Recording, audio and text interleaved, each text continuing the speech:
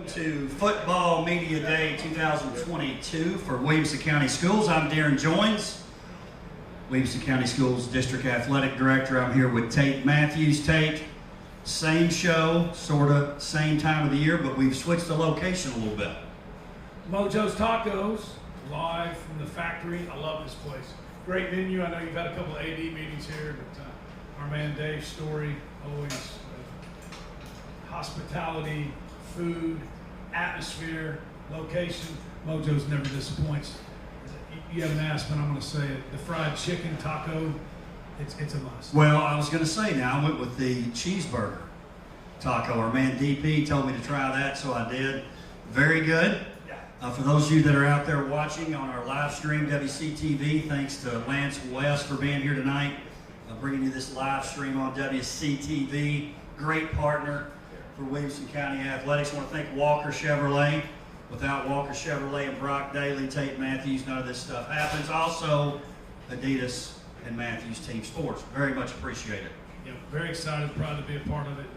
Without Mr. Daly, it was just a dream a few years ago. So, and he's been there since the beginning. We always say that. So very excited about that. The villain just walked in the room. I love this. August the 1st too. I don't know why you picked this date, but I love that you did it. August the 1st, football in 3 weeks. I cannot wait. Really looking forward to it. Again, we're at Mojo's Tacos in the factory. For those of you that are used to the Mafiosa's location, appreciate the Mafiosas too. Done a lot of work with them. Same spot, a little different area though. Still the factory.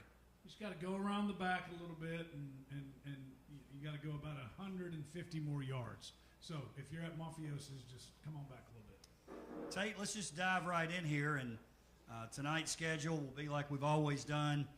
We'll do this till 5:30. We'll start off with Page High School.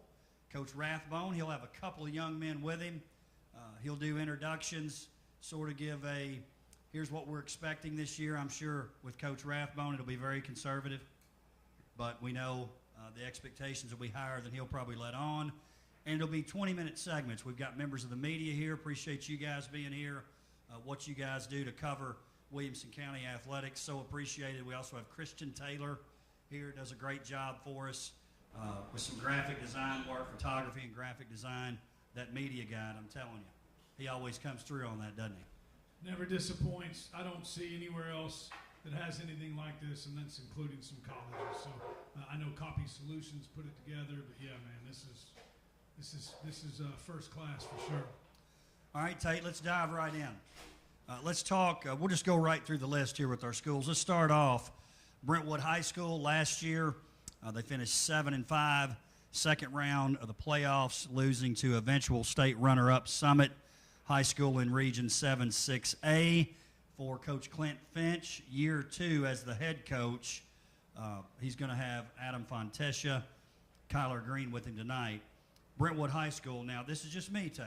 I think in that 6A division, you're looking at, I'm going to go Ravenwood 1, Indy 2. Then I think these 3 schools are battling for the 3rd and 4th place. Brentwood, Centennial, Summit. And I'm going to go ahead and say this. Is that in any particular order? No, okay. But I am going to say this. The Centennial guys were giving me a hard time last year. The players, I ended up being right. They were just outside looking in on the playoffs. But I'm going to tell you this. I'm predicting Centennial High School and Coach Matt Kreisky in the playoffs. So according to my predictions, that means either Summit or Brentwood going to be odd team out. What do you think? Yeah, I think that's safe to say. I think Brentwood would think they've got a chance for second. So, but that's what this is for, predictions, right? And so you think first is? I think everybody thinks Ravenwood is, including the coaches, right? Don't you? Yes. You got to be. I mean, Yes. doesn't mean Coach Hester will say something different. Doesn't mean they're not showing up that night to play to win, but I think everybody thinks Ravenwood is. So yeah, I'm excited about Brentwood for a couple of reasons. One, it's Coach Finch's second year, and even though he had been there forever, it doesn't matter. We've got a few head coaches. You were one in the room, and it doesn't matter how long you've been there. Your first year as your head coach, there's a learning curve. Doesn't matter, how ready you were for it. And I think that 7-5 record from last year is a little bit misleading. I mean, it is what it is, but two of them were to Summit. Outside of the Oakland loss, they played Summit better than anybody on the schedule both times, not even close, including the semifinals and the quarterfinals. And then, again, it is what it is. But if we're going to play the game of ifs, I think if that Blackman game is played a little bit later in the season, I think they win that one. I think if they play that game 10 times, they win 9 of them. That was kind of a weird deal. So what I'm saying is I think Brentwood is a lot better than 7-5 last year. And I think they're a lot better than what people think they're going to be this year. So you're saying they overcome the loss of Brock, White, Walton, some of those guys. And I'm not saying they're not. I'm just asking you the question. Yeah, but, I mean, that's the way it is in 6A football now, right? They're all replacing. I mean, even Ravenwood, who we just said I think everybody is thinks is the overwhelming favorite, they're replacing some big shoes. So it's just the way it is now. But there's a lot of young people that produced last year that are a year older, and they're going to become the next Brocks, Waltons, and the likes. So, yeah, I guess what I'm saying is I think they're better than what a lot of people think they are. Centennial High School, really young team last year. They end up 6-4. That non-league schedule, which I thought was set up the way it should have been set up for them. They were a younger team, and they knew they were pretty much going to be one game away, having to beat one of those other teams we mentioned. They take care of Franklin, but they had to get a win somewhere else, just couldn't quite do that. I think this year they have a real shot to do it. Brendan Jones, Xavier Haddix will be representatives tonight for Coach Kreisky. It's been a couple of years where it's been pretty tough for them, but you take a look at, I know 7-on-7 is different, right? But they go out and go to the Riverdale 7-on-7. They show up pretty nicely there, right, Tate? But I think they're in the playoffs, as I mentioned before. What are your thoughts about Centennial? I love it. The first thing is, in the first time in the history of the school, Joe Williams is probably the only other one who knows this, Columbia blue helmets. They've never, is it 20 years old, Joe? Or more? Yeah. And they've never had, isn't that hard to believe? They've never had Columbia blue helmets. Is it not 96, right? Am I thinking right? 96? Is that the first year? I think so. So that it's been a while. So I'm very pumped about that. Coach Dyson and Coach Glass and Coach Kreisky, they made the decision to go to the Columbia blue helmets. Did you like them? I think they look good on the media guide. I can't tell. Absolutely. No. Absolutely look good. I think they look awesome. So new helmets, a little bit of excitement going into it, and I think you're right. I think this is the year they do make it. You mentioned Brendan Jones, their starting quarterback. He's played a lot of snaps now as the starter. The bad about playing a sophomore quarterback is it's a sophomore quarterback, and there's usually a lot of downs to go with the ups. He's experienced. He's the leader of that team. And then you mentioned the non-district schedule. The tough thing about 6A football, it's like the 6As and the privates. Nobody's real interested in, if you're a winning 6A program, no one's real interested in scheduling you non-district. So the one plus that comes out of some few down years for Centennial is they were able to get that non-district schedule the way they wanted it. I think it's exactly what they needed last year. They got some confidence. And I think they can do that again this year. So, yeah, I think they got a good chance to make the playoffs. Again, Football Media Day. We're live for Mojo's Tacos. Members of the media, if you're here, need to be taken care of. Melanie, there in the back, she'll take care of you, get you an order taken care of. Great food here at Mojo's Taco. There's still time to get down here, Tate. If you want to see this thing up close and personal, live, we'll have Page High School coming on first at 5:30. Now, let's talk about Fairview. So, Fairview High School, Region 6-3A, we're used to their dominance in their league. Their league changes a little bit last year. You throw them in there with White House Heritage, both had great seasons, to name a few.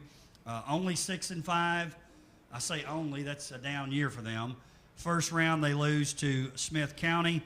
My thoughts, Tate, would be because of our man, Layden Grant, who we love, just racks up all kinds of yards for them.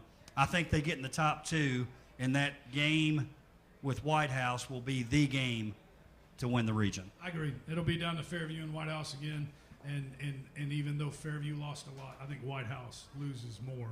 That was that was I don't think White House reloads quite as quickly as Fairview does. That was a once in every 4, 5, 6-year team for White House, and I think Fairview takes their position at the top of that region again this year. And as long as injuries don't get them, I think actually probably pretty easily. Franklin High School, our next Region 7 6A team. Coach Melton, much like Coach Finch, in his second year as head coach. Tough 1-9 season last year. Really likes his sophomore class. Really likes his sophomore class. Probably one of the best in WCS. I say they're still probably a year away, though. Hard to win when your best class is your sophomore class, but I think you'll see some improvement. I think you'll see some improvement not only with the way they play, but also in the record. You know, they could go out and win 3 games, and I know they want to win more than that, but a 3-win season could be a big improvement over last year's team, because they had several games last year that on the scoreboard weren't that tight. But again, year 2 for Coach Melton. His system is in. I'll tell you something I thought was pretty neat. It says a lot about not only Coach Melton, but also Coach Webb. Donnie Webb back on staff at Franklin High School, the former head coach. Really neat. I thought that's happening. I think it's unbelievable, and I don't know who it – so I guess we'll call it a tie. I don't know who it speaks more of, man. One, Coach Webb, he loved – and everybody in this room knows he had a lot of opportunities to go anywhere else that he wanted to. He loves Franklin High School, man. He just does. His daughters are there. He's been there, and he loves it. And then, you know, my man Bill Whitmore's in the back of in the room. From many of you all remember him from Brentwood. He was a head coach. You were a head coach. Hey, man, I don't care who you are. A head coach that's willing to hire back the guy he replaced who's still in the building, that's not easy to do. It doesn't matter who it is. So I think that just speaks volumes about Coach Melton and Coach Webb. And I think it's a great boost for this Franklin team. So, and then I think more than anything that we've talked about tonight and we'll talk about tonight, I think everybody agrees. I don't know where Franklin's going to end up, but I think we all agree that they're going to win more than one game. Speaking of Coach Whitmore, I'm just wondering, and you know, he could maybe nod or tell us, or maybe you could tell us, or maybe Joe Williams could tell us. Did Matt Davenport, is he the reason that Coach Whitmore was Mr. Football, or was that a lot of Bill, or was that Jack Daniels, or maybe all of the – Jack Daniels, by the way, was the former head coach, not anything strange going on. Well, the thing Matt leaves out, and if Bill wants to answer it, and I know he's very happy that we've done this. This will be his last appearance. No, he'll be here. He'll be here from here on.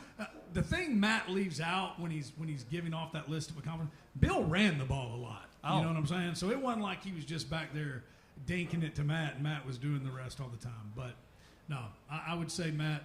I would think any team would want Matt on their team. Is that correct? Coach, good thing he played for Coach Daniels, because he could definitely raise your stress level as a head coach. Not Bill, Matt, but yeah, Matt was legit, right? All right, moving on. Independence High School, 4-7 last year. First round to Collierville. The Scott Blade era ends at Independence High School. Did a great job there, including a state championship, state runner-up. Scott Stidham, new head coach. South Gibson now at Independence High School. Their boys varsity basketball coach and their football coach, both from South Gibson. Mark Wilkins in his second year. Scott Stidham in his first. Great coach, doing some great things out there already. And listen, you've got Trey Hartwell, you've got Ty Lockwood. That's why I've got him second place with a shot for first. Yeah, I'm excited about this hire too. Coach Stidham can flat coach. Those that know about him, I remember the first time I met him was he was the head coach of the All-Star game, the East-West All-Star game, tackle All-Star game. And Matt Kreisky and Paul Derrick were assistants for him, and they were like, I really like this guy. If we ever get a chance to get him over here, I would get him over here. Here's the interesting thing. You know, he's known as running the triple option over there in South Gibson. Now, I think that's probably more because that's what the talent that he had there. Right. But there is again, I don't want to put him on the spot, but there's a former head coach in the room that was actually talking about him today, and they used to play him, and he said, man, it was well-run stuff, well-coached football team, good football coach. So I don't think we're going to see triple option here at Independence, but what I'm saying is Coach Stidham knows how to run a program. Region 6 5A. We'll just mention these two teams together because they're in the same league. Nolensville last year 5-7. They make it to the second round. They lose to eventual state runner-up Page High School. Obviously, Page making it all the way to the championship game, runner-up to Powell at 13-2. No question in my mind that's 1-2 in that particular league. I'm going Page to win the league, but Nolensville in second in that particular. And I'm not just saying that because Coach Rathbone's already here. Well, you already ruined his night, but yeah, I think that's fair. But I also think Nolensville is going to be a lot better this year. So, but you're right. I think they're 1-2. Well, I said two. Yeah, I know. I mean, you're going to finish second to the defending state runner-up. Well, they went on that run where they were one every year. So I don't know. It's going to be fun to watch. Kobe Walton started off the season on fire. The passing game. Not that no shame in the season that he had, but he was averaging over 300 at the beginning of the year. That kind of tapered off a little bit. So it's going to be interesting to see. He's another year older. He didn't regress, whereas my man Tony Bernetti says he didn't digress as a quarterback. But that's a true story, by the way. So he's going to get better. Samson Johnson. I saw him in a 7-on-7 the other day. He looks like a sophomore in college. I think they've had a chance to, the line was really suspect last year due to how young they were and inexperienced. They had all those games last year to get better, 12 games to get better. They're a year older. So I think Nolensville is ready to get back into that 8-9 win. And speaking of Samson Johnson, he was at the photo shoot. He was mentioning watching the show. He knows you're a huge fan of his. Johnson fan. The touchdown maker, so to speak. He said his teammates are always mentioning to him, hey, they talked about you on the show. He may be replacing, we've got a list of these. Taylor Spirito is a big fan of Sports Connection. Bryce Sparks, yes. Big fan. And I found out Samson Johnson, so shout out to Samson. I know he's out there watching tonight. Yeah, love him, man. Don't know how many he ended up with at the end of last year.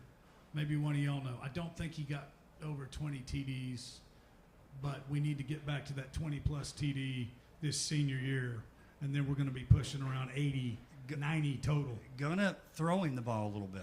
Oh, yeah. According to Samson, that's going to happen a little bit more than last year. I don't want to give anything away. Get him in space. Get him in space, get him the ball, and he's excited about it.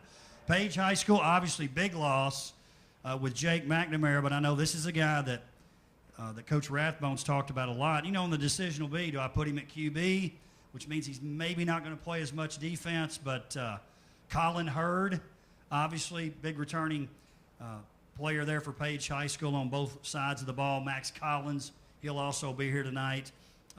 But, one thing that Coach Rathbone mentioned to me early in the year last year, McNamara went down, and Coach said, look, we didn't want Jake to go down, but we had the ultimate confidence in Colin, and he big-time stepped up at QB when Jake was out. I think it happened in the Fairview game, didn't it, Coach? Yeah. And then they went on to win that game and the rest of them. Yeah, well, Coach Rathbone will tell you the only reason Colin didn't throw for 3,000 yards last year is because Jake McNamara moved in, and it was best for the team for him to play somewhere else. I love that kid at linebacker. He has some not so nice intentions when he's coming to the ball carrier. Great kid off of it, but I don't know. I would say nasty, or if not borderline nasty, but he's a great defensive player. He's one of those guys that maybe outside of tackle, you could probably start him on any position of the field, and he would start and probably be the best player on the team at it. So, if that's the route they go, they're going to be in good hands. We know that. I think Coach Rathbone would tell you he'd rather Weebush, the sophomore, win that job, because if so, then we got, what's the goal? We'd like to get our best 11 guys on the field if we can. Right. And the way Colin plays on defense, going to be hard to have him doing that as the quarterback. Going to be fun to watch. Again, we appreciate everyone joining us. We got some media here, got the team starting to file in for Football Media Day 2022, sponsored by Walker Chevrolet. We're at Mojo's Tacos here at the factory in Franklin. Appreciate Lance West, WCTV, helping bring this live stream to you. Really do appreciate the involvement of WCTV, obviously Adidas, Matthews Team Sports, believe I also saw Copy Solutions, Bob Woodbury in the house. Another one of our sponsors. Appreciate them as well. All right, Tate, let's talk. Oh, and back to Page Nolensville. I think we agree. We think we're right when we say this. Somebody correct us if we're wrong. If the seeding goes the way it could, that's a quarterfinal matchup winner going to the semis. I think that's possible depending on how they finish there in the league. If they're 1-2. Correct. Yeah, that'd be quarters, right? Quarterfinals. Yeah. So my predictions, we're going quarters. No low Page, quarterfinals. It'll happen. And early on, Don't know where it'll be yet. Early on, I'm going to pick Page to host and win. No pressure, Coach Rathbone. Ravenwood High School. Will Hester back in tow for Ravenwood. They go 10-3 last year, all the way to the quarterfinals. They lose a shootout to Summit High School. A couple of just great atmospheres and matchups with Summit. Chris Parson, long as you got that guy back. Now, they lost some people. You mentioned that.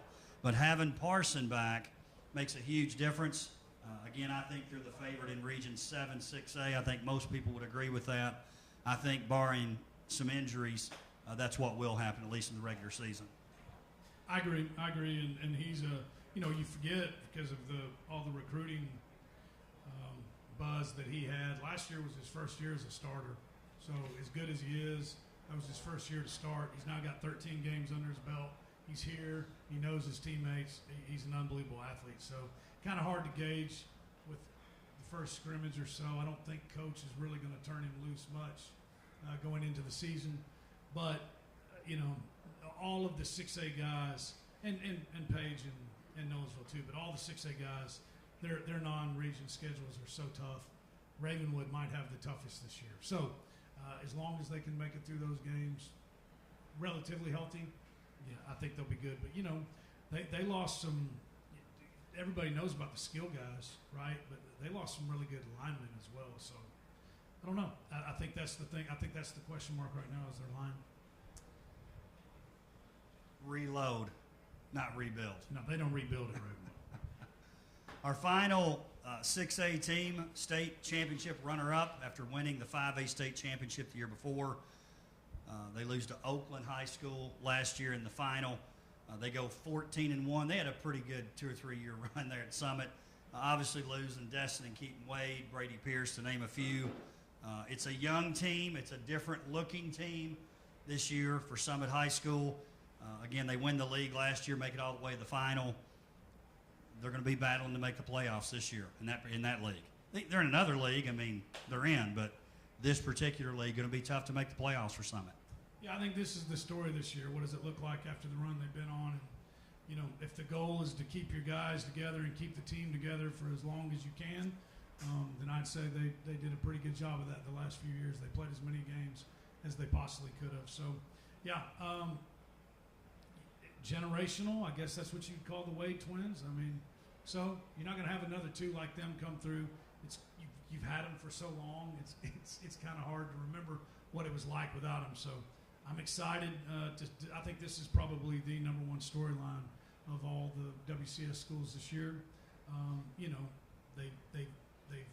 They've got 15 extra games on. I mean, they've got 15 extra games on their 3 years. So really, they played 4 years and 3. Those young guys, that's more practice time, more reps. So it's not like they're just showing up to get a participation trophy this year. Coach Coleman, I think maybe more than anything, his strongest suit is his kids play hard for him. Yeah. So I don't know what to expect. I know this: if you think you're going to show up and line up and just beat them, you're not, and someone's probably going to get picked off. Well, I'd say this too: when you've had that run of success like they've had, they will play above their talent. They expect to win.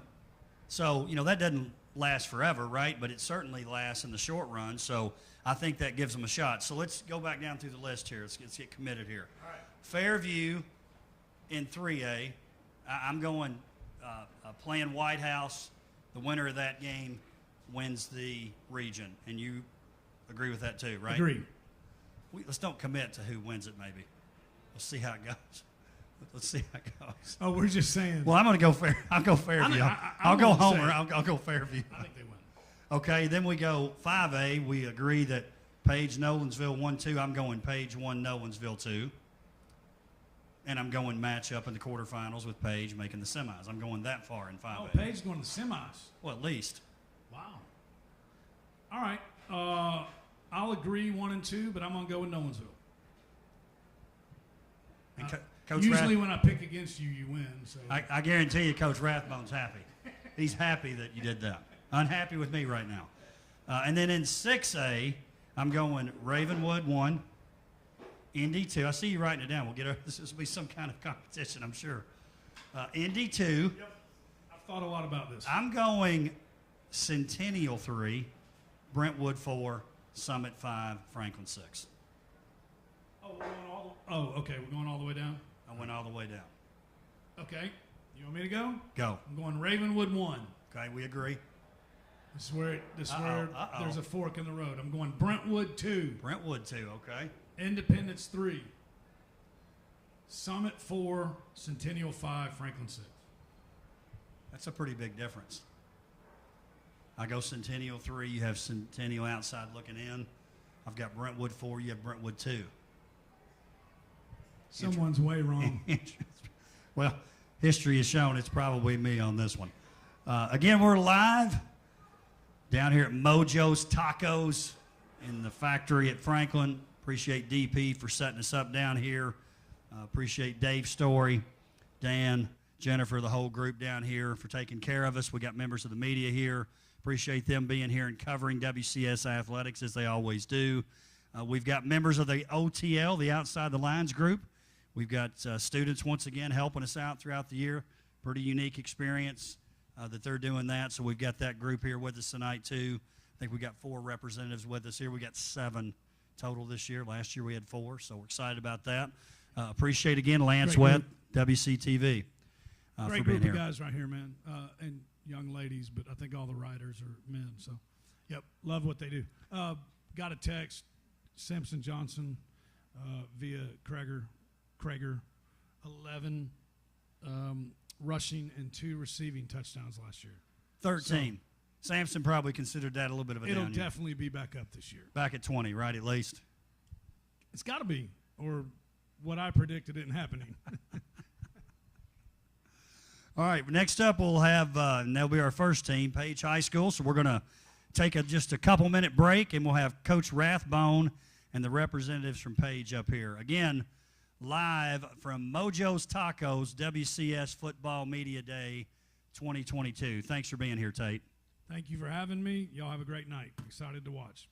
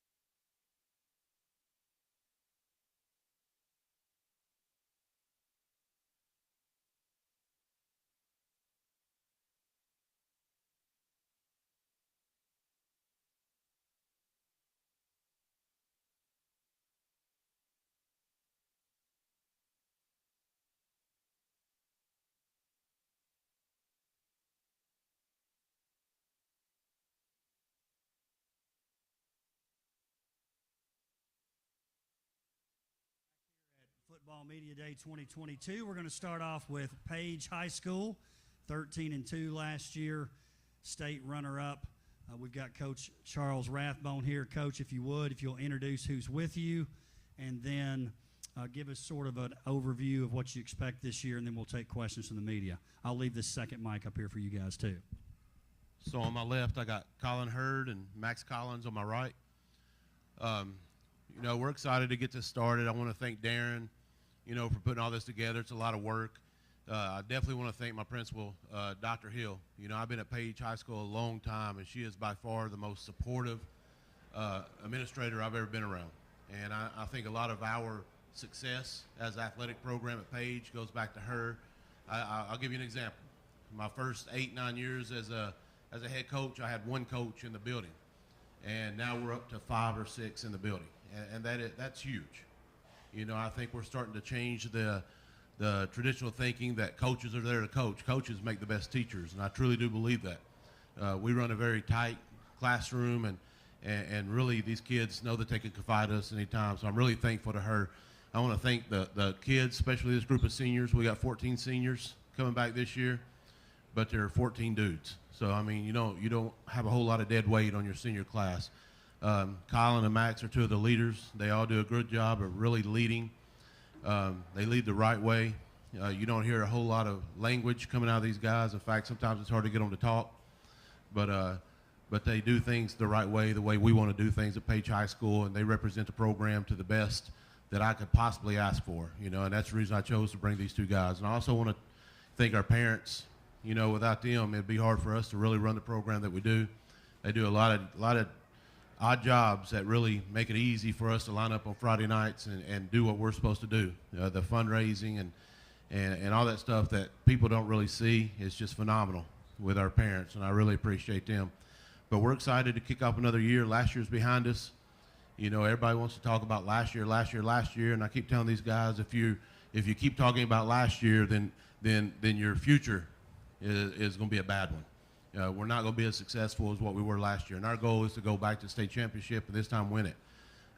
We make no secrets about it. Is that going to be difficult? Yes, it's very hard. It's very hard. We see that in pro sports, college sports, you know, and especially high school. But that's our goal. Now, whether we reach it or not, you know, we got a few months here to see, but we're going to give it our best shot. And I'm confident in these guys. I'm confident in our staff, and hopefully we'll show up on Friday nights, week after week after week, and execute and come out on top and put ourselves in position to be hosting at semifinal game or at quarterfinal game against Nolensville. So with that being said, I'll open it up to questions. I'm excited to hear these guys talk to you.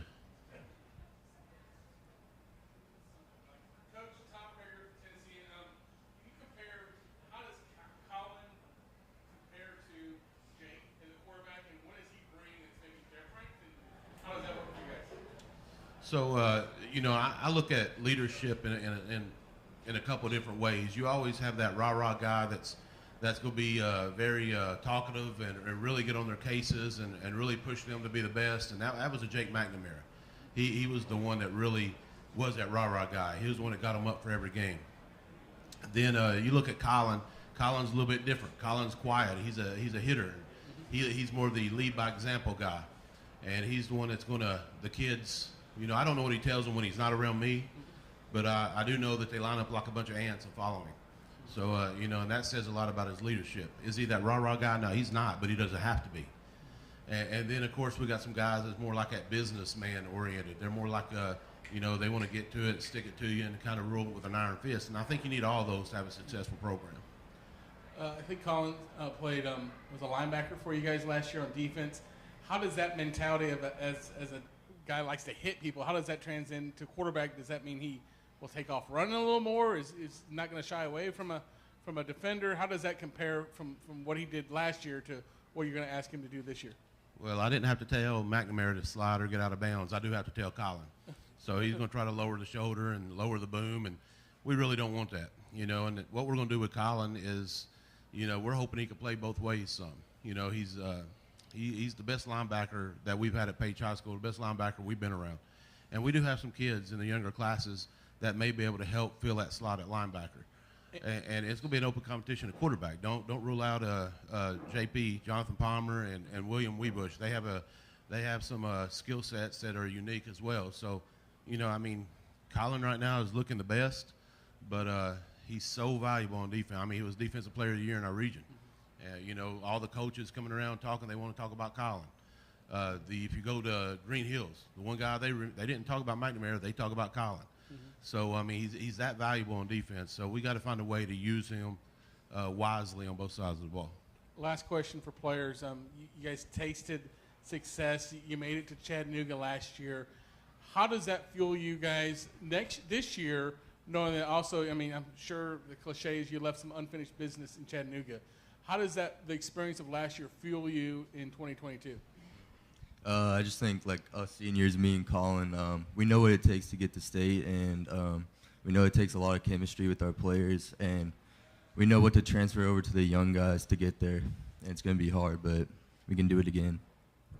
Yeah, like Max said, like, making it there but not winning it, that really fueled us to go back and actually win it this time. So just, like, putting that fire in our the young guys just to get them right for what we need to do to be successful. So. Colin, Tyler Palmatier with Main Street Preps. I know you're probably, could you maybe explain kind of how, or if you're excited to be in this position after kind of waiting your turn, and then also what were you able to learn from Jake while you played behind him? Yeah, I think sitting back up and getting to learn what the starting quarterback did really helped me for this year, and I feel like playing defense as well, it really helped me to read the defense better and just have a better understanding for the game. So yeah. Chris Brooks, 615 Preps. This one's for all three of you. How long did it take you to kind of get over Chattanooga, and how are you going to let that fuel you guys for this year? It was pretty tough, like the night after. We were pretty upset, but it's just going to fuel us even more for next year. So. Yeah, I think it took us a little bit to get over it, but as soon as we got over it, we were ready to get back to work, ready to make it back, and yeah, it really fueled us, I think. So I'll be the honest one of the three. I'm still not over Chattanooga, to be honest with you. I felt like we should have won the game. I felt like we put ourselves in bad position in that first quarter, and we fought back, and then we ran out of steam. I take responsibility for that. A lot of things that, fielding the kickoff, for example, we should have been better prepared for that. So I went back and watched the film on Chattanooga just the other day. First time I've watched it since the state championship game. So for me personally, I'm still not over it, and I'll probably never get over it. I've been blessed to play in a couple of national championship games, and I've never gotten over those either. So I think it's something as these guys go along, it's something that will travel with them throughout their years and their careers and their life, and they'll talk to their kids about, but they'll never get over that game. And that's why it's such a motivation now to get back and finish. Charlie from Williamson homepage. First question, Coach Rathbone, and I guess this could also be for Colin and Max as well. Your team every year starts out with playing Fairview, one of your biggest rivals. Do you feel like that's an advantage or a disadvantage to start with one of your bigger rivals at the beginning of the season? For us, I feel like it's I don't know if it's either one, to be honest. I mean, it's something that these kids got to get up. Fairview is such a well-coached team. They're disciplined. They play a style of football that doesn't match up well against us. They want that 3-yard cloud of dust and milk the clock, and we want possessions, and we want to play up tempo. So it's not a good matchup on paper for us, but that it is what it is. I mean, I think it's a good game for both schools, and we're the school in this instance where we don't have a whole lot to gain from it. If you win, you're supposed to beat them. If you lose, how'd you lose to a 3A? So I mean, and not a lot of people understand that kind of pressure going in that game, but I think it's good for us to feel that pressure, and I'm excited to play them. I think the world of Coach Hughes. I think the world of his program. So I think it'll be a good game again this year. Like Coach Rathbone said, they're a hard team to start off with, and they do give us a dogfight, and they're always a good team, and it's going to be a hard game, but I think we'll get it done. I think this is like that game is really like how we know where how our season's got to be. Like in the past couple of years, if we lose that game, like it's not really a good. The rest of the year is not really good. But if we win that game, we just build up momentum and carry on throughout the season. So. And then my next question is for Coach Rathbone. Your team lost Jake McNamara. That led you to your school's first ever state championship appearance. I know you don't want to commit necessarily right now to who's going to replace him, but what are you looking for as the person that would be the ideal fit to replace him? So now, Jake is, me and Jake were pretty close. We were tight. And I love the kid to death. But, somebody mentioned waiting his turn. He didn't wait his turn. He was right there with Jake going into that first game last year, talking about Colin. Colin took one for the team because he knew we needed him at defense. He knew we needed an outside linebacker that could shut down the wide side of the field, and he did that. So I think we got everything we need in Colin Hurd. Now, with that being said, we also got to be very good on defense. And we got a junior in Jonathan Palmer and William Weebush, a sophomore, who both have a skill set that can help us. And we're hoping that they come along and push Colin, because any time that you get competition and other guys pushing another player, it makes that player better. We don't want them just sitting on their laurels and thinking they got a job wrapped up. That will never happen. And we're going to play the best 11. So he's got the leadership. He threw the ball really, really well the other night in our first scrimmage. But we still got 2 weeks of camp before we decide on a quarterback. But I would like to kind of stamp out that myth that he lost the position to Jake. He took one and played a different position to make us a better team. And to me, in my eyes, that says a lot about his character and his commitment to the team.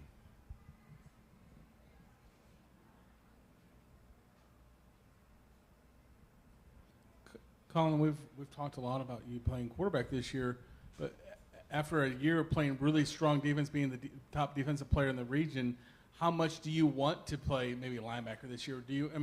I imagine once you kind of get the taste of all the hitting and stuff, that maybe you want to be more of that linebacker, with the success, especially with the success you had last year. I think I'll just do whatever the team wants me. Like if my team needs to stop, I'll go in. But if they need me to play quarterback, I'll play quarterback. So whatever I can do to help the team win is what I'm gonna do. Probably the best answer to that question would depend on how good the offensive line is going to be, but I didn't prep him on that one. Coach Rathbone, wow. Quick question for you. If Darren Joines had allowed you to bring 3 people instead of 2, who's the third guy? Who's the one we're not talking about right now we need to know about? Oh, man, that's a tough one. We got Boyce Smith, who's an all-state receiver. Seth Cabali, but I was afraid he'd say too much. He doesn't know when to shut up. Got Cole Combs. So, I'm very simple when it comes to things. I want to spread the love amongst the seniors, so we sent Cole Combs to the photo shoot. So I wanted to bring these guys to meet you all and talk to y'all. So, I know every coach is going to get up here and tell you, but, as the good Lord's my witness, I'm very blessed with a good senior class. There's only 14 of them, but they're awesome kids. And I could have brought just about any single one of them. There's 2 that I don't know because they moved in. But any of those other 12 I could have brought, and I'd have been just as confident sitting here that they were going to say the right things and make the right decisions.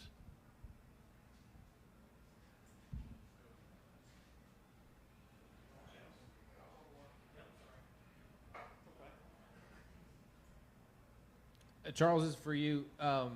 We last couple of years have been kind of a lot about just player health, human health because of the pandemic, but I wanted to circle back to something that I think in football people talk about a lot is maybe just safety or making sure your guys' practice, maybe you aren't overhitting or anything like that. What do you kind of have in the program to either keep people's heads healthy, keep their bodies healthy, and keep from maybe just putting too much on them, especially on their brains? Well, so we made the investment as a program to buy the Guardian caps. You know, I think we were when they first came out. Gosh, we've had them since my first year as head coach for 9-10 years now. We were the first ones to buy them. In fact, we get a discount since we were the first ones to buy them, so we get them about $20 cheaper. But anyway, so we have every single player in a Guardian cap. We follow the TSSAA protocols very closely in hitting. We never tackle to the ground in practice, ever will we tackle to the ground in practice. Once the season gets started, there may be 1 or 2 times in the whole season we go full pads.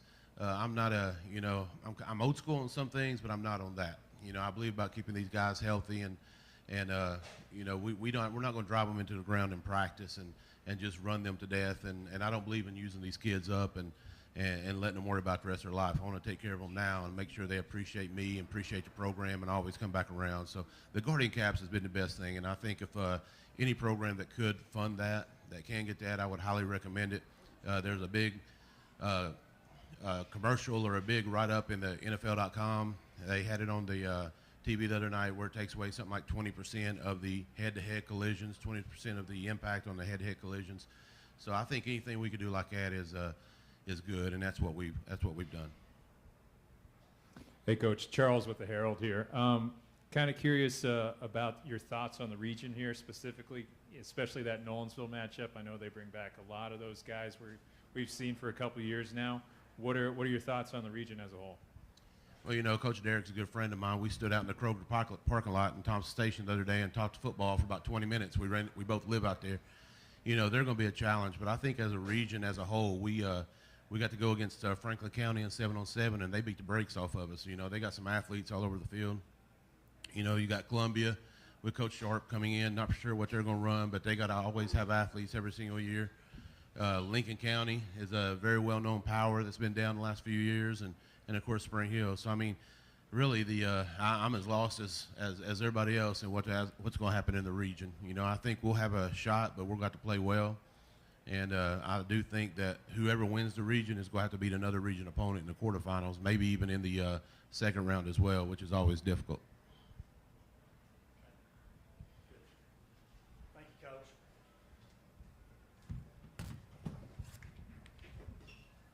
Thank you to Coach Rathbone and Page High School. By the way, I want to wish Coach Rathbone a happy anniversary today. Yep. His wife said, yeah, sure, go to Media Day. Why not on our anniversary? I think he's heading to a scrimmage now, too, right? No. Yes, she does. All right, next up, we got Brentwood High School. If you guys will make your way up here. As they're making their way, I'll tell you a little bit about the team. 7-5 last year. Second round of the playoffs, they lose to eventual state runner-up Summit High School. We've got head coach Clint Finch in year 2 as head coach, longtime Brentwood assistant before that. Coach, if you would, to start us off, just introduce who you've got here with you. Tell us some expectations for the season, and then we'll take questions from the media. Awesome. So first of all, I always want to say thanks to Darren Joins, County Athletic Director. Thanks to WCS Sports Conference for putting this on. It's always awesome. Thanks to the local media that comes out. We live in a time where I think NFL and Major League Baseball and basketball and hockey, they get a ton of press, but I think it's awesome anytime we can recognize high school athletes and what they do and all the hard work and time and commitment they put in. So thank you to the local media, and I'm always happy to come here and talk and stumble over myself, but I love to get to talk about our young men and our football program. I'm joined with, to my right, Adam Fontesha. Adam is a senior, 4-year guy in our program. Adam will play quarterback and quite possibly some free safety for us. To my left is senior Kyler Green. Kyler will be a boundary safety and probably play some H-back for us as well. Even though we're a 2-platoon football team, we feel like both these guys have talents that warrant them being on the field on offense and defense at both times. They're also what we like to bring to things like this. They're both great leaders. They're both 2-sport athletes, tremendously hard-working guys. Adam plays baseball in the spring, and Kyler plays basketball during the winter. I assume as an opening statement kind of where we are right now. We've been really pleased with our off-season program. I tell people, I think when they hear off-season program, they think, summer.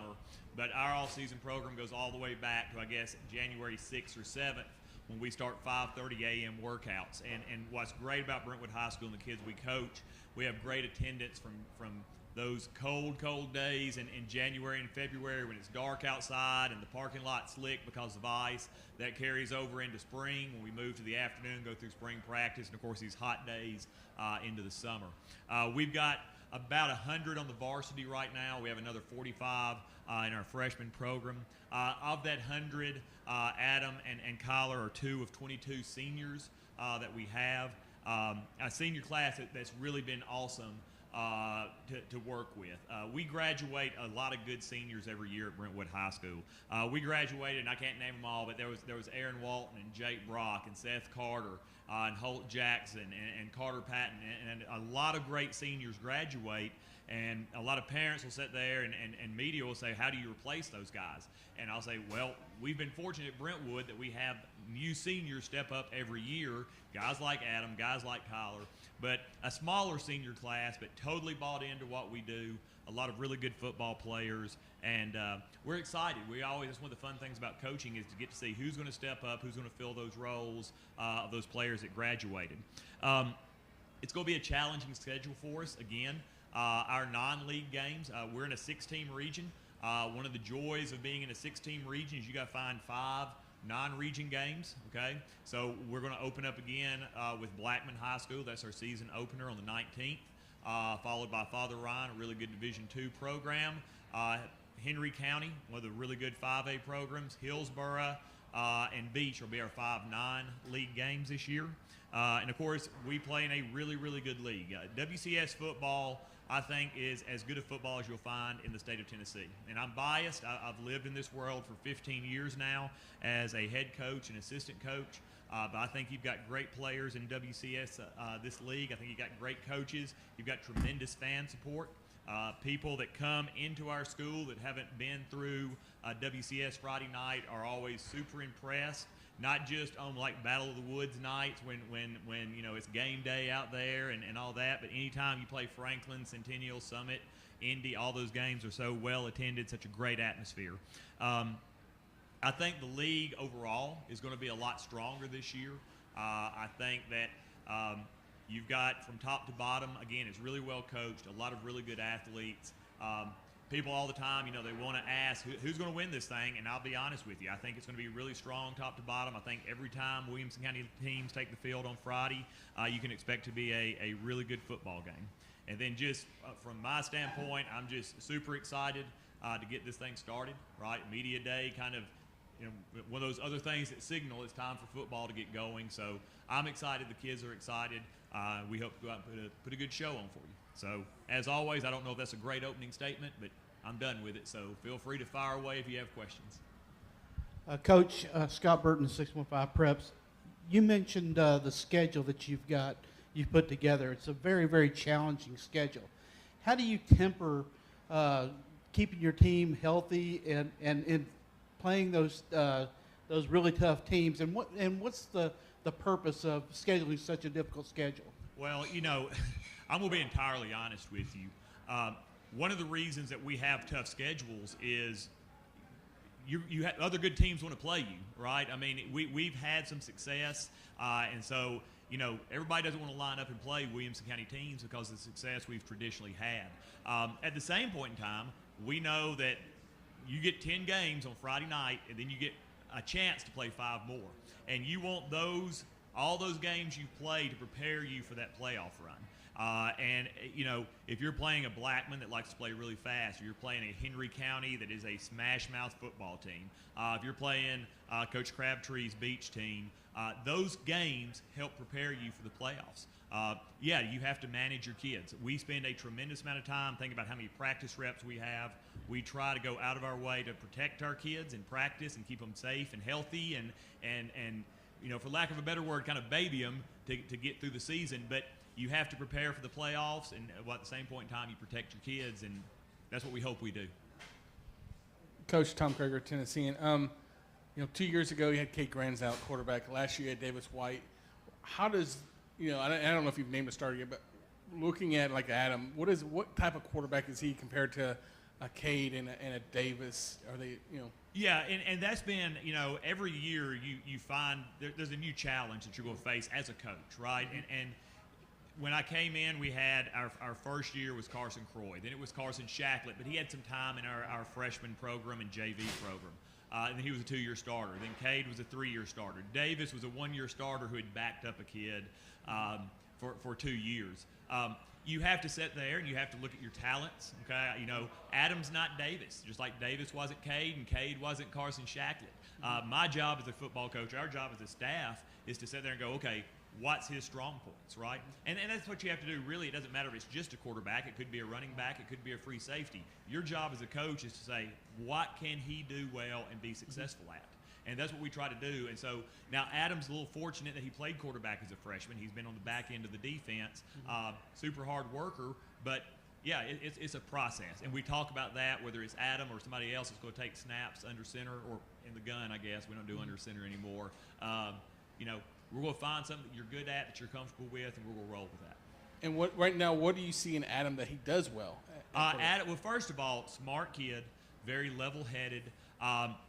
Runs the ball really, really well. Played our first scrimmage Friday night against Siegel. Thought he did a great job running the ball. He'll tell you, we'll all tell you, we've got room to grow in the passing game. But the way he just commands he has a commanding presence on the football field. Really level-headed kid. Runs the ball really, really well.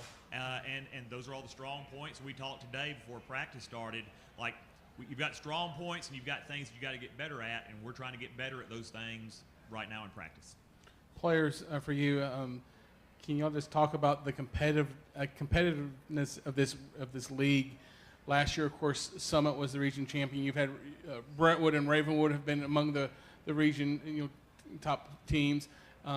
Independence has been there. I mean, it seems to be this is a tough league, especially at the very, very top. But you know, throughout it, it's got challenges. Yeah, and you're going to see really, really good athletes every Friday night, and they're going to be coached up. You know, that's what we say. There's no off nights. You know, we sat there last year and we did not get off to a good start. But at the end of the day, we felt like we kept getting better. But at the same point in time, we knew that those guys we were playing in this league were going to keep getting better as well. And you're going to see Ravenwood's quarterback. You're going to see a really good quarterback down at Indy. You're going to see a good running back down at Indy. You're going to see some really good athletes. But again, that's what makes this league so much fun. You know, and we're fortunate. You know, I'll brag on other people's kids, but I'll brag on our kids too. We feel like we have kids that can go out and match that athleticism and match that work ethic. Makes Friday nights a lot of fun.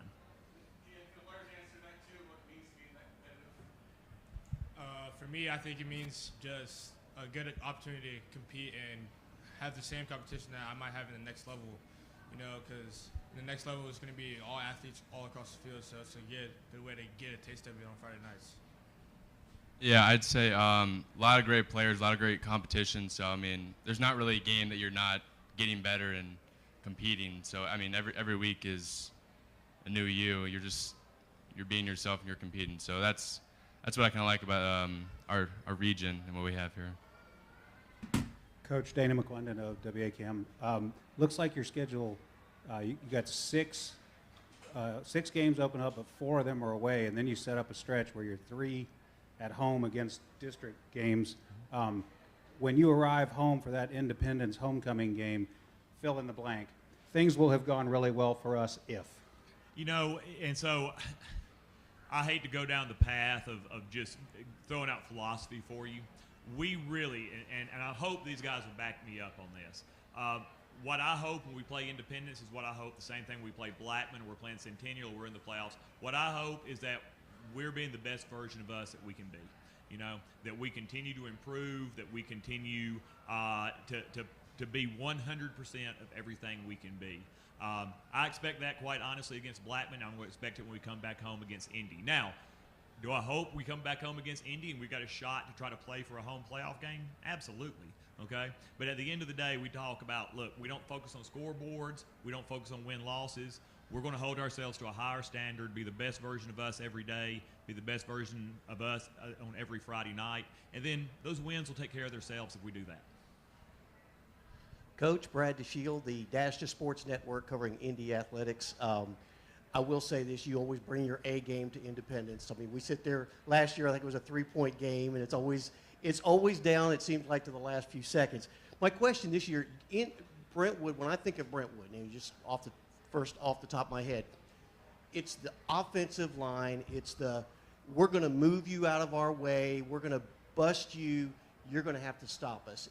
Do you have that same mentality this year? I mean, do you have the guys, I guess, to make that happen again? And then also on the defensive side, you're always in hot pursuit. Talk a little bit about both sides of the lines, and then I have some questions for the guys. Okay. So I would say, and it always is fun. The Indy Brentwood, well, first of all, we've played each other, I think, 32 times in the last 10 years, it seems like. But defensively, we took a lot of pride in our defense last year. We felt like our defense carried us through some tough times, kept us relevant. We think we bring a lot of those guys back, okay? So we feel like we're pretty physical on defense. Mike Kane, is our defensive coordinator, does a great job, got great kids on defense. We feel pretty good about that. One of the things that we are excited about is we think that this O-line may be one of the better O-lines that we've had in a while, okay? Senior Brady Bell is on that O-line, senior Dylan Rogers. The rest of the guys are juniors, one sophomore that might find some playing time. But absolutely, we want to be able to run the ball. We like to be able to control the clock. But at the same point in time, my job is if we're running it, we're going to run it. If we need to throw it, we're going to throw it, right? And we feel like we're in pretty good shape, though, up front. Jackson Lowe is going to play probably running back for us. He played predominantly corner last year. He's an electric runner. Okay. We have a new kid came in, Hamzi Nazar, is another guy in the backfield. So we feel like we've got the ability to run. Matthew Manning, Clayton Merrill, Ryan Barrett, three really good receivers that we're going to find a way to get to the football team. Yeah. But, all I know is this. Indy's going to come to our place, and we're going to expect to be in a heck of a ball game, and I bet it comes down to a one-score game on the back end of it, if not overtime. It's always a great game to watch. It's always fun. If you're watching football, that's the one you want to show up to. That's For right. Aaron and Kyler, what is the difference? You guys are seniors now, okay? And you've always been kind of looking up to the guys, and, you've had senior leadership. What do you individually each want to bring to this team as a senior leadership? For me personally, with the quarterbacks, everything that we do, whether it be footwork or throwing or reads, I just want to be there to, kind of guide them along, make them better every day, obviously. And then just even the small things, the fundamentals, like getting there on time or in the weight room or something, just kind of guiding them and helping them. Because I know I looked up to a bunch of the seniors last year, so kind of stepping up in that role is definitely different for me. I feel like being positive, and having a positive mindset all the time, no matter what you do, is a good thing to have, in the seniors. So just for the younger guys, just to see, even if things go bad and you still have a positive attitude, I feel like it's a good thing for the younger guys to see. Hey guys, Charles with the Williamson Herald. Big year in the sense that it's the 40th anniversary for the school. Want to know a little bit about what that means to be playing and representing this school in that it's a historic year. What's that mean for you guys? What's it mean to be a Brentwood Bruin?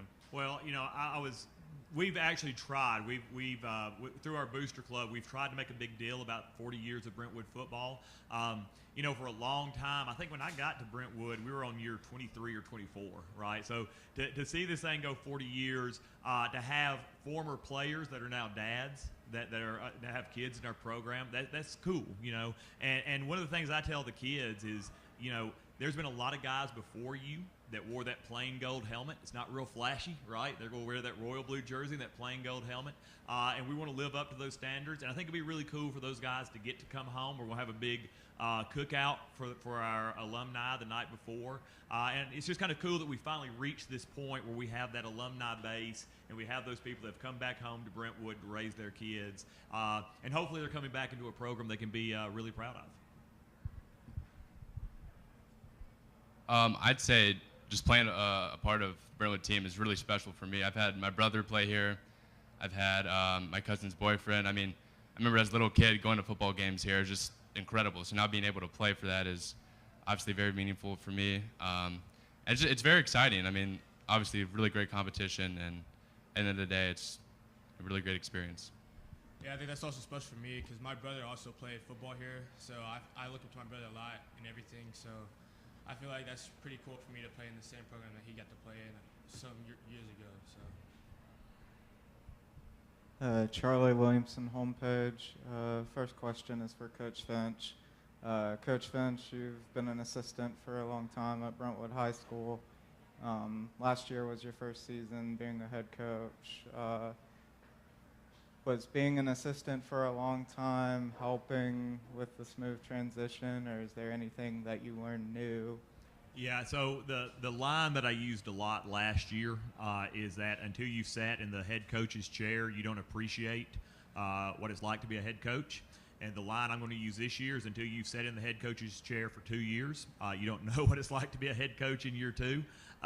So I learned a lot last year and I'm always incredibly thankful to Ron Crawford as a mentor, incredibly thankful for Will Hester as a mentor, two of the best mentors a guy could ever have. Got to work for two of the best football coaches ever. But, nothing's going to prepare you until you do it, okay? And I think I learned some things from last year, but the fact of the matter is I'm still learning things now. And I hope as a coach I'm always in that process of learning and getting better and improving myself. I teach 150 kids during the day, and I got 150 football players after school. There's a lot of chance for things to happen and issues to be dealt with, and some really fun moments and some not so fun moments. But it's a lot of fun, and I hope I kind of continue that tradition of really good Brentwood football coaches. And then my next question is for all three of you. Brentwood football has really high expectations on success. How did that second round loss in the playoffs motivate you as a team? For me, it motivated me because I feel like when Davis went down, it wasn't much we really could do. So I feel like this offseason, we all had the mindset of getting better to where we were never in that position again. So I feel like this year we should be pretty good based off that drive and motivation. I mean, I think for me, it's obviously hard to lose, especially with the team that gifted. I mean, obviously there's some things in that game that I feel like I could have improved on. So, I mean, this past offseason, I've just been fundamentally ready and just improving on my game so that it doesn't happen this year. And I'll just add to that, like, you talked about the expectations of Brentwood football, and we all know that. But that's kind of what makes it so much fun, right? Like, people expect you to win, right? And I'd much rather be in a place where I'm expected to win than just roll out there and play every Friday night. So that makes it a really fun job. But I think everybody in this league faces that. Everybody expects to win, and that makes it a fun Friday night experience for everybody. Coach, we saw the alternative jerseys come out, I think, Battle of the Woods. Will we see those again this year, or is there any other wrinkles that we may see? Well, I can tell you this. So our booster club specifically said they would want those out for Game 1 against Ravenwood for the against Blackman for the 40th anniversary. So we'll definitely have them out then, and we'll find another kind of key moment to pull them out. The kids have all responded pretty positively to those Columbia blue. Like, every now and then we're like, hey, we got these other colored jerseys too. Like, we can't go Columbia blue all the time. But we'll try to find some new wrinkles from time to time to keep it interesting for the kids. That's what kids like doing, and it's a lot of fun for our players and our families. Opening with Blackman, and obviously we know they kind of go their mantra is kind of like a blazing fast. You see how fast they can go on offense. Now that you've seen it one time, does that help going into year 2? Like, okay, you know the speed, you know the tempo that they're going to push. Yeah, and I think, obviously, really good football team, well-coached football team, so we're not taking anything away from them. But we were in a unique situation with a new defensive coordinator. We had a lot of new kids all over the field, and I think we were right in that game last year. I would hope that a year later, right, that we would be able to match that speed a little bit better. We talk about a lot. They try to get you to miss a line on defense, so we stress to our kids, get lined up. That's the most important thing you can do. We know they're going to play fast. We've conditioned for a long time. We will work against, in practice, against teams going fast. Siegel, Friday night, played really fast. So hopefully we've prepared our kids for that, but we expect it to be a really good ball game. Facilities question for you. Obviously, we're seeing the last 2 public schools in Williamson County get their turf this year. Can you just talk about the support that the school system has given to athletics, especially when you look at all the turf fields that the counties do not having the schools figure out ways to finance it on their own, but in an era where we kind of talk about the arms race of facilities, I mean they've equipped you well with good playing services. Yeah, and one of the things that's always I think is impressive is they talk about academics, arts, and athletics, okay? And I think, again, that kind of goes back to the idea of expectations. But I think that central office, I think school board expects you to be really good academically. They expect you to have really good arts programs. They expect you to have really good athletics. And they're willing to put their money where their mouth is, right? Now, we're all football coaches. We all want more and better and better. But at the end of the day, it's hard to question their financial support for athletics as a whole in this county. Players, who's the toughest players that you guys have played against in the county? Either if you're a defensive player, talk about offensively, defensively. Talking about last year, defensive-wise, Chris Parsons is a dog. I mean, he's going to scramble around. Remember, there's one play at Brentwood, rolled out to the left and threw it completely to the right side. So, I mean, we got a lot of dogs. He was pretty good. Ty Lockwood, really good hands, really good players. I mean, you got guys in every single team that can get it done. It's just a matter of who and when. Last year on offense, as an offensive player, I feel like Miles Pollard and Lee Millette were two really, really good safety and corner duos. So, and Justin Spenderman that was there too. So, they were both really good defensive players that we went up against last year. And just from a coaching standpoint, love them. I think they were awesome kids, but I'm not sad that the Wade boys are gone. Okay, that's okay. I wish they had enrolled as juniors. Okay, I tried to call Kentucky and say take them now, but they wouldn't do it. They said they couldn't do that. Thank you so much for coming out, guys. We appreciate the support. Right there. Thank you to Brentwood High School. We've got Coach Alex Melton and Franklin to the stage next. So a little bit of a change in the order. We had Franklin and Centennial switch order here. So we'll start off here, Coach, if you would. I want you to introduce who you have with you, also expectations for the season, and then we'll take questions from the media. Franklin High School, 1-9 last year in Coach Melton's first year as head coach. I think we would all agree. Usually when you're 5th or 6th in this league, that means you would be 2nd, 3rd, or 4th maybe in another league. So obviously a very tough league. You can be very much improved and still have a hard time getting wins in our league for sure.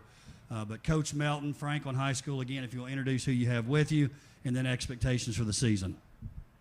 First of all, thanks for having us. On my left, I've got Reagan McCloskey. On the right, I have Cooper Brown. Two of our seniors, great kids, great athletes. This year, expectations obviously are to improve on last year, right? We've got had a rough go of it last year. I thought we fought. We kept fighting. I think we got better throughout the year, but we're going to try to take that last game against Summit, what we did in the spring, and we're going to try to build from there. So that's where we are now. So thanks for having us. We'll open up for questions from you guys, and appreciate you guys.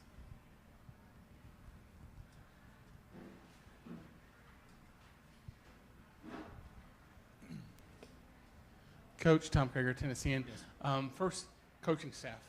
You've added Donnie Webb. You've added Kerry Collins. Can you talk about what both bring to the coaching staff at Franklin and what they'll be? Obviously, I'm guessing Kerry's going to be quarterbacks, but what all will Donnie be doing? Well, I mean, we've had a great staff in place, and it's always great to add great men like those two men. Coach Webb I've known for a while. He did a great job while he was there. He took a year last year and kind of stepped back, and he's gotten back with one of the best defensive coaches in the area.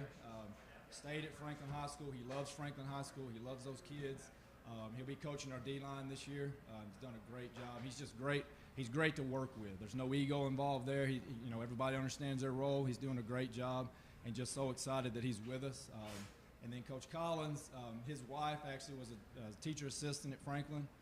She didn't have to. She just out of the kindness of her heart. She did a great job there. And we have some coaches and some teachers that are teacher assistants and in special ed departments. So they were talking and said, hey, reach out to him. So I got his number, called him, and he's been nothing but great. You're talking about a guy could go anywhere probably and do. He said the timing's right. He came in, he looked at our kids, he watched our film, he came back, and he's excited to work with our guys. So his demeanor is awesome. He's just even keel, and he's great for our quarterbacks. Obviously, he's played at every level and done a great job. We love having guys like that around to mentor our young men, to be around them, and they love being around him and the rest of our coaches. So it's been two great adds to our staff.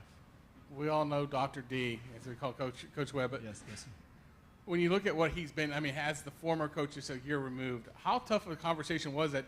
Saying, hey, do you really do you really want to be an assistant at Franklin when you've been the head coach? And what was that conversation like? I mean, obviously he has a deep love of Franklin, and he's got a daughter still there, so he wanted to stay involved at Franklin. Can you just talk about how that conversation went down, and was it an easy discussion for y'all? Oh, it was easy because, like I said, if you know Donnie Webb, you know there's no ego involved, right? And so for me, since the time I got there, we still would talk. You know, I'd have some conversations with him and things like that. But the conversations, he's easy to talk to. You know what you're getting with him.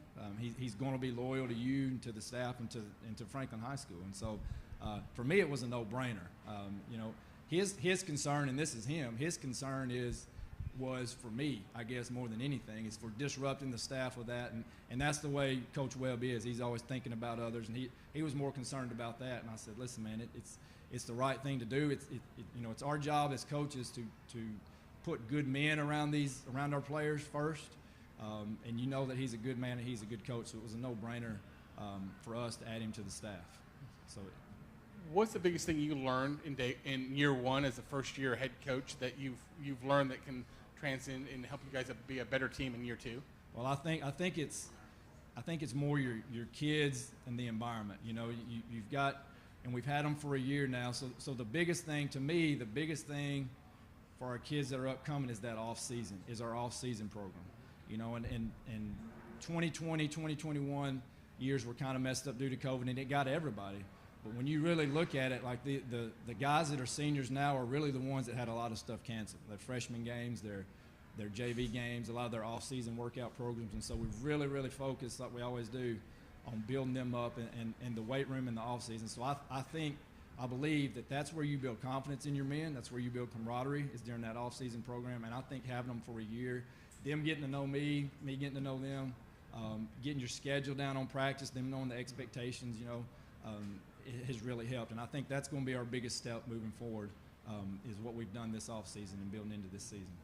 Excuse me, guys. I was out taking pictures when you introduced your players. Reagan which one's McCloskey's on my left. And Cooper? Cooper Brown on my right. Reagan and Cooper, asking people this question. What Williamson County player do you feel is the toughest to defend, either as a defensive player defending an offensive player, or an offensive player going against a defensive player? Who in the county do you feel is like the toughest to play against? What individual players? I feel like Chris Parson, Ravenwood, we had trouble with him last year. He's a really good player. Definitely on the scramble. I think there's a lot of good players all around, and I think we just got to lock in, and we know who we are, so I don't think we're going to let anybody intimidate us. Same thing. I think every team has a couple guys that are just like have a lot of talent. Ty Lockwood, Chris Parson, and you just got to focus on yourself and do your job. Brad DeShield, Ashton Sports Network, covering Indy athletics. Guys, great to see you tonight. Thanks for coming. Thank you. I'll ask the players each a question first, if you don't mind, if you'll answer this. When you guys are now, I asked this to Brentwood, you guys are now the senior leaders, okay? And your team last year didn't have a great year, and your schedule's tough. I'm looking at a schedule here that's not, Riverdale, Page, Ravenwood, right out of the chute. So what can you bring as team leaders to the field? What will you try to bring to kind of change the culture from last year to make it a little bit better this year? What would you guys do for that? I think we're just having a lot more fun this year, and like Coach Melton said, we have like a whole nother year to get to know the guys and like bring that new culture in, and it helps a lot. Yeah, I agree. The off season was really important for us, just team building, building the culture up, and I think our group, definitely these seniors, been together for a while, and I think we have a really close-knit group, and we're trying to build the culture at Franklin, definitely for the younger guys, and I'm excited for the season. You guys always have a tough team. I've covered Indy sports now for 6 years, and when we show up with Franklin, doesn't really matter what the record is. Franklin brings their A game. And a lot of that A game for Franklin that I remember is on the line of scrimmage. You've got guys that are playing at the next level right now that were on the line of scrimmage. Coach, talk a little bit about, do you have some guys that you see in the stable right now that could be those type guys to be the leaders this year to make that Franklin football like it has been in the past? Yes, sir, we do. We hang our hat on that. Like you said, it's been a big part of their past. And we've got really good guys up front: Patrick Jones, Adam Ray, Logan Lynch, Andrew Hubbard. Are going to be some of our guys up front. Drew Mingy now has been added to that. So, for us, we don't have a 6-7 guy like we had last year, right? We don't have that part, but that's a mentality, right, for us. So it's what do you do at the point of contact? Are you running your feet? And we've talked about it with our guys. Like we said earlier, we may line up a lot of times, and the guy across from us may be bigger or whatever. Doesn't matter to us. We got to lock in. We got to do our job. We got to win with our fundamentals, our technique, win the leverage battle, and that type of stuff. So we've got those guys. We've got that mentality. We've just got to keep working our technique so that we can win those fundamental battles up front and keep moving our feet. But yeah, obviously, I think it doesn't matter, what team you're on or what. It starts up front on both sides of the football. So we hang our hat there, and then we try to get these guys in space as much as we can. Yes, sir. Thank you. Hey, Alex. Tyler Palmatier with Main Street Preps. Yes, so much about player health and football player health the last couple of years kind of centered around the pandemic that we were in, but circling back to something that's in football probably isn't going to go away. What do you guys have something in your program that you do, or best practices or equipment that you use to minimize head injuries and maybe minimize head contact and keep that at a level you like? Yes, sir. Well, the helmets we get from Matthews Team Sports and Rodell, obviously they've upgraded. We try to get the best helmet we can get for the guys, and I'll put them in the best equipment. What we teach tackling now, too, is taking our head out of it. We want to make sure they take their head out. You obviously got to see what you hit. So we'll line them up day one, and we do a fit and form tackle just to make sure our head's out of it, but our eyes are always up. So we're constantly teaching and coaching that. If we see them putting their head down in the drill, we pull them out, and go back over that again just from a safety standpoint. So I think that's got to always be on your mind. I think it's something you've always got to pay attention to and look at because, you guys know as well as anybody, it takes one time dropping that head, putting your head in the wrong spot, and that's all it takes. And we talk to our guys about this, but we don't want them to be fearful of it because we try to teach it and coach it. So you still got to play fast, but you got to keep your head up, your eyes up, and keep your head out of that tackle so you can still make the tackle without that. But we constantly are coaching it and looking at safety, but we try to put them in the best equipment as possible. And, and I know a lot of teams do this. You got to have that helmet reconditioned every 2 years. We do it every year. I know Summit does it every year. I know a lot of programs just go ahead and do it every year just from a safety standpoint. So we try to do that as well.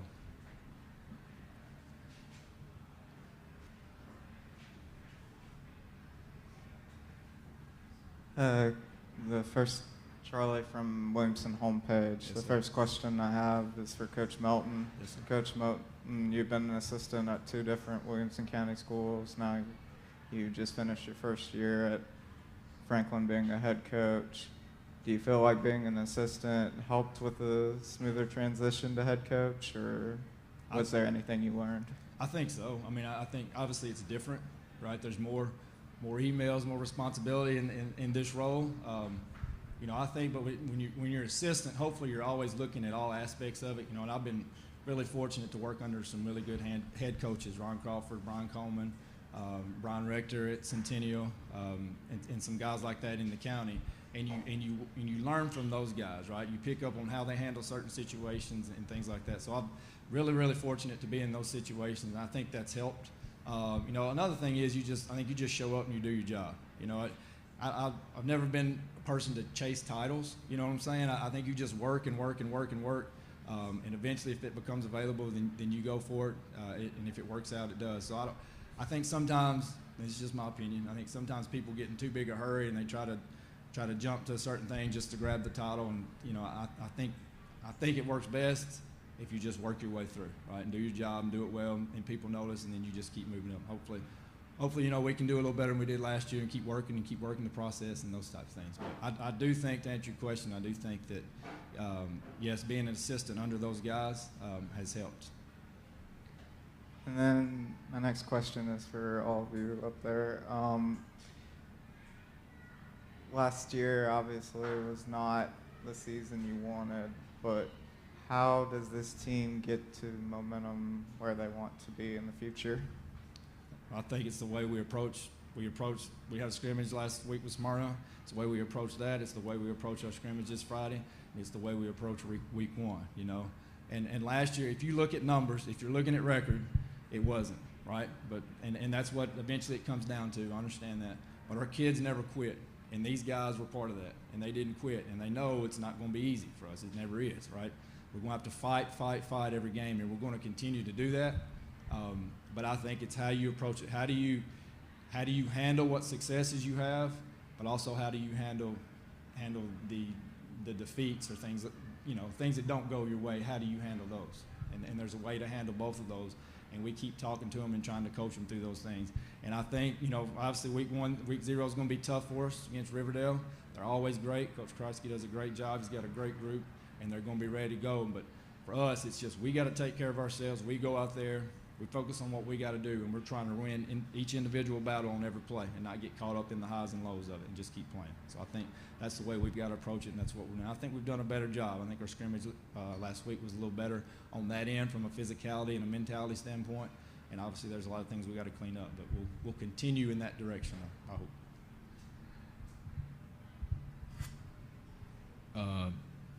I think definitely last year was, especially for the senior group, it was or for us as juniors, we're gonna use it as motivation because like we've been through that losing season. I don't want that to happen again, and so I think just this off season has really built. We've came together because of it, and we've been building confidence from the 7v7s, practice, these scrimmages, and I think it just all leads up to week 1. I think our team just focused on this year, kind of just put the past in the past. And then again with that, we got new players and new positions, and like we're just a new team this year.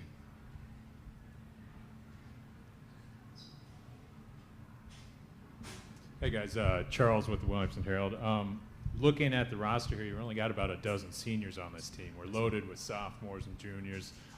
Coach, if you didn't mind, kind of talk a little bit about some of those guys we're going to be seeing, and including these guys. I mean, why did we bring these two with you? And just tell us a little bit about the guys we're going to be watching and hearing a lot about. Yes, sir. We've got 13 seniors, and pretty much all of them are going to be involved, right? So it's 13 good seniors. These guys are here because and just like the other guys, they're consistent. They're there every day. They work hard. They're dependable.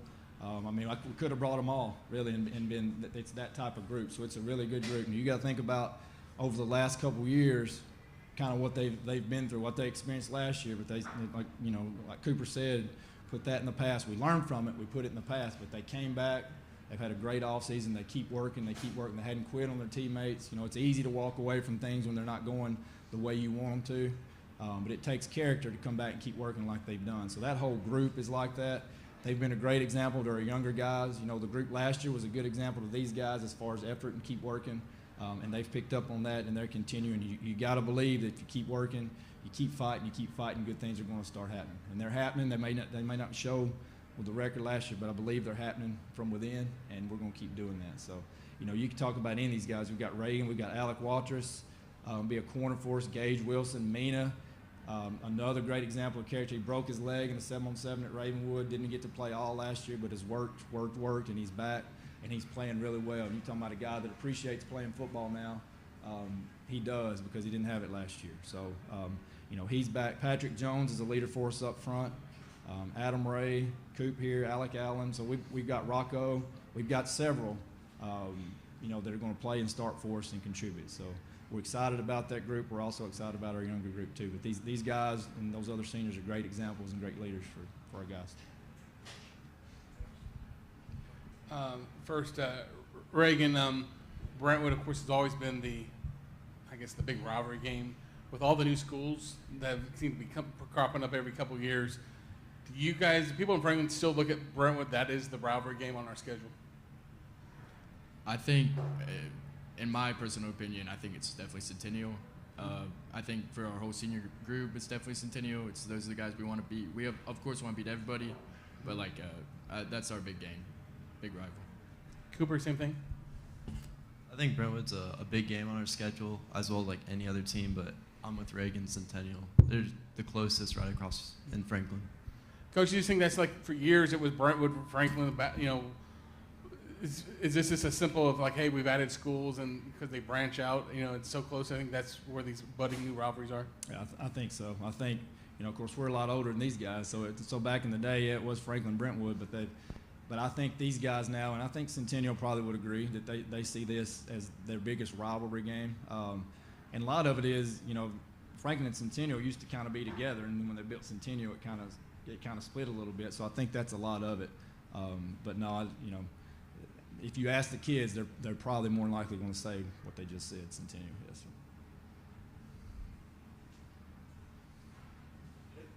All right, thank you. Good job, guys. Thank you. Appreciate it, guys. Good job, guys. Up next, we have Fairview High School. Coach Hughes, you come on up. Come on up, Coach. Good to see you.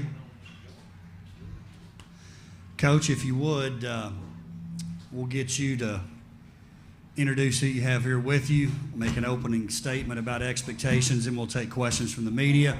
Fairview last year coming off a 6-5 record. We were talking about this before, Coach, about that you guys probably felt really disappointed, and you have a winning record, and you're in the playoffs, obviously losing the first round. But I know the expectations at Fairview during your tenure have been pretty darn high the past few years. You moved into a really tough region, but this year, Tate and I were talking about it before you got here, we've got that White House game kind of circled as the game in the region. So, Coach, if you would, introduce who you have with you, talk about some expectations. Chris Hughes, Fairview High School. Thank you, Darren. Chris Hughes, Fairview, this is my 14th season. I'm from Fairview. The two people I have with me are super players, but even better people. This is number 11, Layden Grant. He's our senior running back, linebacker, jack of all trades. This is Connor Ferris, our left tackle, who's been with us and been a starter since he came into the school. Both have aspirations to play in college. Both are really good players. And if you play Fairview, you're going to have to be ready for these two people, no matter who you are. As far as our expectations never change. Our goal is to win the state championship, and I have failed every year. And every year it motivates me to go back, and they know when we say, what do we expect?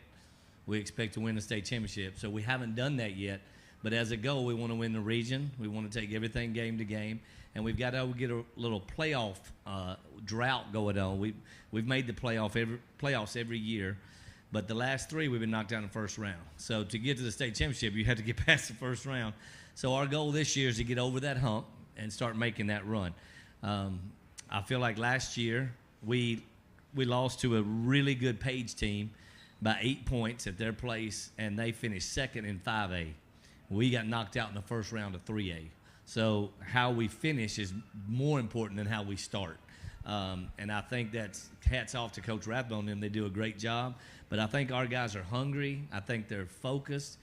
And this team has a lot of character and heart, and I expect it to show on Friday nights. So that's pretty much what we expect and where we're headed. Two big games in the region, really, with White House and Waverly. Waverly embarrassed us last year. We were a little beat up at the end of the season. They beat us pretty bad on TV. So that's circled on our calendar. We haven't forgotten that. And White House got away with one. We had the ball 4th and 1 on their 18-yard line with less than a minute left, down 4, and we didn't get the first down. So the game of inches, game of few points. You can win games, lose games, just that easy. So that's where we're at this year. But I'm excited. I feel like we have a really good team, and I'm really more excited because I'm coaching some really good kids. This is one of my favorite teams. I'm enjoying coaching because of how good a character and how good a kids I've got at Fairview. Chris, Tyler Palmatier with Main Street Preps. I just wanted to follow up with something you said. You're from Fairview? Yes, sir. 1985. Tobacco Bowl champions. Can't say that now, but back then we had a Tobacco Bowl. So, well, I wish I would have been around to cover that. You probably weren't born yet. Look. Almost. Hey, what I was just going to ask you what it's like coaching the hometown team. You know, there's not even in high school football these days. The coaches move around a lot, and it's just kind of unique to have a guy who's from the town coaching the town. Doesn't happen everywhere. What's that like? Well, Tyler, I'm from Fairview, so I'm from Old Fairview. There's a new Fairview and Old Fairview, kind of like Brentwood and Franklin. There's an old Brentwood and an old Franklin. There's a new Franklin. Here's what I will tell you, and I tell my kids this: whether I'm coaching football or not or get fired, you're still going to see me. I'm not going anywhere. I've been called not in the last 10 years, I've had several offers at other places and chances to interview. I've never accepted one. I'm not using Fairview as a stepping stone. I want to build something there. And that's what we're trying to do together with my staff.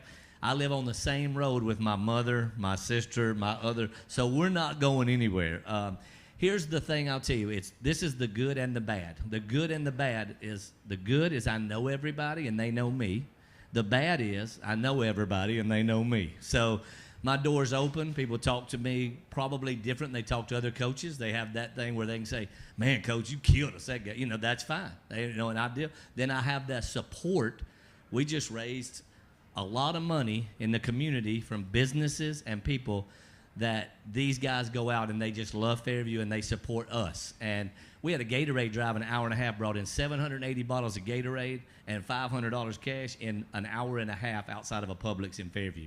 So I would say our support is different than other schools because in Fairview, the lights are out at most of the businesses on Friday, and you can see them all there. So I love Fairview. It is the best secret in Williamson County, but we are a victim of growth like everyone else. The town looks different to me now than it did when I was a kid. But I absolutely love the black and gold, black and yellow, and live and die, eat and breathe Fairview Yellow Jackets. Okay. Second one, last one for me, completely different question. I'm going to write about this. I'm kind of asking all the coaches this, but as far as the head contact, kind of player safety with the head, what do you guys have maybe in terms of best practices or equipment, or what do you guys do to minimize that head contact and keep players' heads safe? One, we buy the best helmets we can find. Almost every one of my guys are in a Riddell Speed Flex, which is a 98% rated helmet for concussion. Like you get all kind of different stars, etc. The Tennessee Titans sent us 58 Guardian caps this year. We're wearing those at practice. We wore them in the scrimmage, especially the players like Layden that hit really hard. My line coach, he don't think Connor's a little too close for a Guardian cap. They're doing the close in contact. But we're trying to protect as much as we can. We do a lot of butting up and not as much taking to the ground. Quick whistles are a thing you see that's different. Practice in general is different. I remember the old days. You got a drink of water here or there, and you went. Now water's readily available. Contact is not like it was then. No two-a-days, nothing like that. And what's weird is the times have changed, but old school coaches are still old school. So I have trouble controlling old school coaches that come onto my staff because they think they want to just hit like that. And I say, look, I show them it's 20 minutes of contact. There's no guaranteed winner. We play to the thud. Here's the I've got it on my phone. If you want to see the TWCAA guidelines, it spells it out. I'm not going to get in trouble because something happens to him because he hit for an hour and a half instead of 20 minutes. Plus, if these guys go at it like they can at practice, I watched the Tennessee Titans practice, never took anybody to the ground, and it was a physical, really good football practice. Now, they don't know how to practice that way yet, but we wrap up and hold, and we don't take to the ground. We don't try to knock each other's heads off, and then we get into the game, and then it's a more physical type. And that is because on Fridays it's different. But we still try not to lead with the head, a lot more wrap and roll, a lot more, bringing people to the ground to protect them. Because here's another thing. CTE has scared a lot of people away from football. It just has. And I'm a big flag football guy. I don't want our whole game to go to flag football. So I like tackle football. I'm just not real good at it. But I think these guys are. And I want them to have a future. And a lot of moms that are raising their kids are kind of scared of it. So I think the helmets, the Guardian caps, the limited practice will help our sport keep evolving and growing because this is the greatest sport that you can play, in my opinion. Thanks, Tyler. Coach Dana McClendon, WAKM. First of all, thanks for bringing your players in jerseys, and thanks for bringing an offensive lineman. Oh, love this guy. Right. So my question is, how do you get to the White House game, your homecoming game on September 30th? How do you get to that game? What needs to happen for your team to get to that game, for that game to be what you hope it is? First of all, coaches don't schedule homecomings, and it aggravates us. So let me just say that first. You don't want distractions in a huge region game like that. Plus, we have 2 home games right before that game. So homecoming doesn't make a lot of sense to me. Now, I've explained this. They don't care. This is the game they picked. But that game, I will say this. Homecoming games for us, we seem to play with more passion and intensity, so maybe it'll work into our favor. And if it doesn't work into our favor, then I can always say, well, he shouldn't have scheduled homecoming on that day. So then I can blame it on the administrator. It'll work that way too. But I think that we've had really good success at homecoming, and I don't think these guys are going to be distracted when the Blue Devils roll into Fairview. Coach Chris from 615 Preps. Let's talk about the game before White House. You've got White House Heritage on a Thursday night, a region game. A lot of teams playing Thursday night games this year. What are your thoughts on Thursday nights? How do you prepare for them? And players can weigh in on it too. I'm going to drive a bus and be an official because you will have a job full-time wherever you want. They can't get enough of those. And that Thursday night game does not bother me. And I will tell you, it's a region game. And I was hoping when the team facility did this, they looked at that and always did a non-region game. Our whole region got scheduled on a Thursday. We play a region game. So I feel like it's the same for White House Heritage as it is for us. It's a short week. All you do is move up one day. You got to keep the kids' bodies a little fresher. But none of our region games are gimmies. So the White House Heritage game, we can't be looking to White House, and White House Heritage just got a new coach. Last year they were beating us at halftime, and the second half these two guys took the game over, literally, and just imposed their will on them. But we can't wait till halftime this year. So the question where is it going to be tough? It's going to be different. But I think we're headed to that. I'm going to be honest with you, Chris. I think in the next few years, if the officiating shortage doesn't improve, you're going to see 2 or 3 games. I wouldn't be surprised that half of our schedule be Thursday and half of it be Friday, because I'm willing to play on Thursday to get better officials, and I'm sure most people are. But we need to get some guys in trained and ready to go so that we can have that. And I'm not one to ever blame officials. I do believe I've had some bad ones and this and that. But if these guys do what they're supposed to do, it's not going to matter about the officials. It really not. If we don't fumble and we make tackles, then the officials can call whatever they need to call. So, but Thursday night's good with me. Gives us Friday off. Layden, Connor, this one's for both of y'all. Considering the disappointment of losing to Smith County in the first round last year, how hungry did it make you guys coming back for your senior years? I'd say super hungry. I've never won a playoff game before. I've lost every year in the first round, so I think we're really focused on winning that first playoff game and keep going to state, because that's our goal, like you said, to make it to the state championship and win it.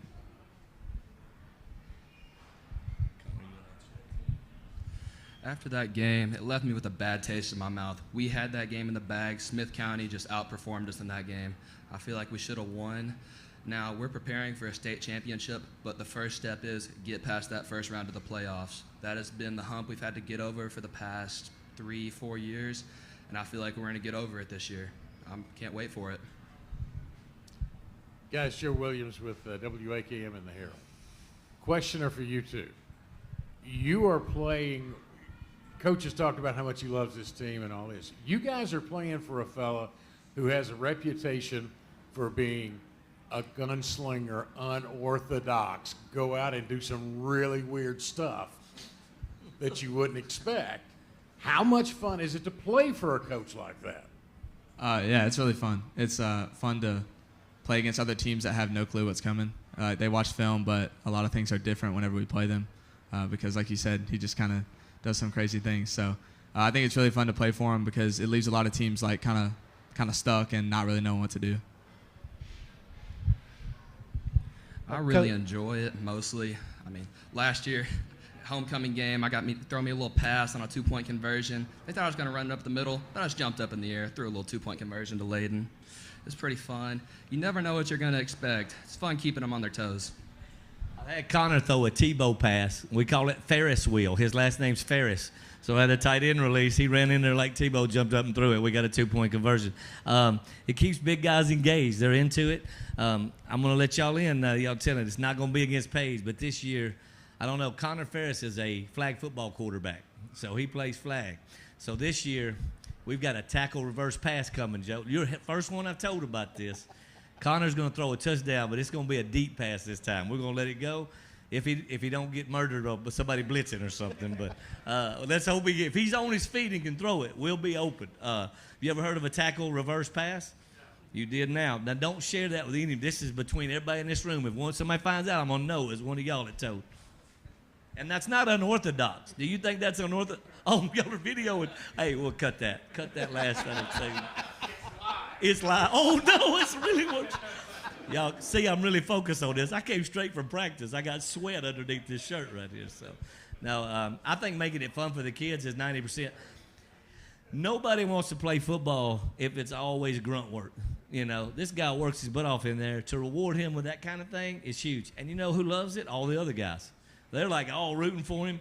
And he got smacked when he threw it, and they like that too. You know, they say, you get me smacked all the time. By the time you got it back. So, no, it's fun, and they are unorthodox. And sometimes in situations, I think doing that keeps everybody loose. And that's part of it too. We're putting a lot of pressure. Like, this is the first team I have that haven't won a playoff game, so they know because they're way too good to be sitting here this year with that kind of pressure. We need to perform, but I want them to go way beyond that. There's no reason we can't get to that quarterfinal against East Nashville and move on to that next one and keep working. It's attainable, and that's what I tell them. You've got to see it and believe it to achieve it, and we believe it. Like, I know they think we're going to win, and I do too. So, Coach Scott Burton, 615 Preps. Looking at your roster, you've got quite a bit of young players on your team, 9th and 10th graders. Talk about what these two fellows are doing to get those younger players up to speed and be part of that program. I will tell you why. I just told you about Fairview growth, right? Our freshman and sophomore classes are huge coming in, and I look at that. Now, I got 20 to 30 players in both those grade levels, but I don't have this talent right here yet. So I'm hoping they develop, but they are seeing how you conduct yourself and how you handle business to get ready for things. These two guys do it the right way. They work hard. They do the right things on and off the field, which is more important to me than the X's and O's. And I know I can trust both these guys. They're not going to make a mistake and leave our team hanging this year. So my thing about that is I hope the young guys, because they're finding themselves. Let's be honest. Freshmen and sophomores come in. They're trying to figure out life. Where do I fit in? Am I with this group? Am I with that group? If they follow these two guys, they're going to go down the right path. And that's more important to me. So they're watching how they work at football, but they're also watching how they work at life, which will get them way further. So one day they can be famous like all of us, reporters and coach sitting in a big room like this, all of us making like $10 an hour. We're like floating in this place. And but hey, we're doing what we love. And I tell them all the time, that's more important. But I think that the leadership we have this year with our senior class will affect my freshmen and sophomores in such a positive way that the growth for our team will be there when they're gone, and they can have the pride in that. Tom Krager, Tennessean. Connor and then Layden, who's the best player you've played against? Not on your team. Best player you've been against, and why? I'm going to have to say the defensive lineman from Smith County in that playoff game. I think his name's Jameson something. I can't remember his last name. But he was a great player. It was fun to block him because he's just good and strong. It was a great battle in that playoff game. Good answer. I think sophomore year we played against Lebanon on a Saturday, and they had a running back. He was number 6. I don't know his name, but he was a real good player. Coach, what about you? Who's the best one last year you went against that you had to really scheme hard against? Page's quarterback was probably the most talent. We knocked him out of the game in the first half, and the second-string quarterback threw a touchdown to beat us, so it might have worked to our detriment. Yeah. But he was really good, and when I saw him play in the playoffs and then make that long run, I feel like he came back with a real chip on his shoulder. I feel like I helped Page get to where they got by doing that because I think it motivated him. But Page's quarterback was a beast, and we played against a linebacker from East Nashville a few years ago who's playing in the NFL now. He's probably the best player I've seen face-to-face on the field. Jacob Phillips, I believe. That's right. And Jacob, I'm going to give you a story time. Jake Bethard, remember Jake Bethard for me? Okay, he ran, and he juked him, and Jacob didn't make the tackle. And he flipped the ball at Jacob Phillips, and he said, put that on your highlight reel. Well, the next 2 plays later, we ran a deep counter. He saw the guard pull, and he shot the gap. Jake got the ball, and he planted him about 15 yards back, and he helped him up, and he said, I'm going to put that one on there too, buddy. And I was like, came in our locker room. We beat them, put them out. Jacob Phillips' last game was at Fairview High School, and I don't know if you knew that or not. So we eliminated him. Yep. He walked into our locker room and congratulated our whole team. And I thought, this guy's going to go somewhere. And there he is. So It's good stuff. Coach Rathbone was thanking. I think he thanked you for their success last year. Yeah, I bet he did. I bet he did. It's his anniversary day. I'm glad he had to come here. I hope his wife's mad at him.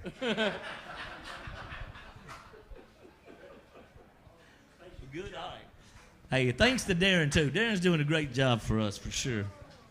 Appreciate it, Coach. Thank you. Next up, we have Centennial High School. Coach Kreisky, if you guys will make your way up.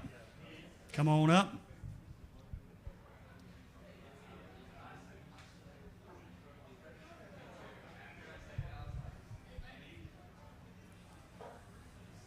Good to see you.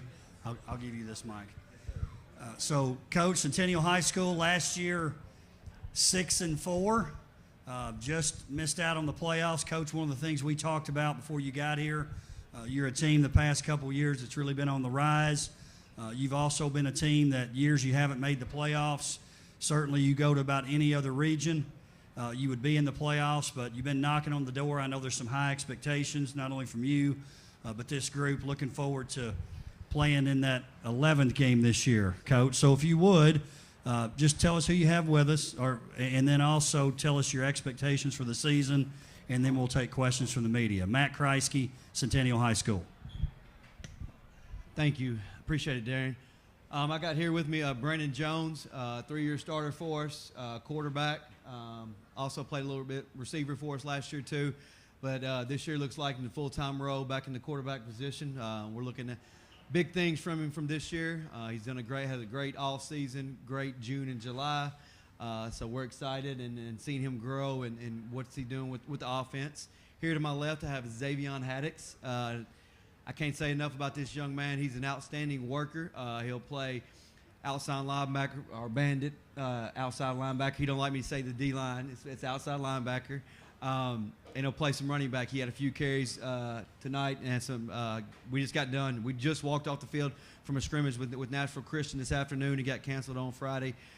So sorry if we smell a little bit and a little sweaty, but rushed these guys off and had them come over here.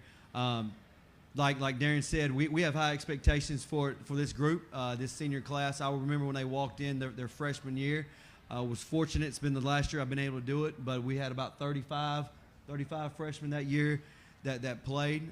They ended up finishing that year with a bowl game against Blackman High School. So we knew as we move forward with this group, the expectations.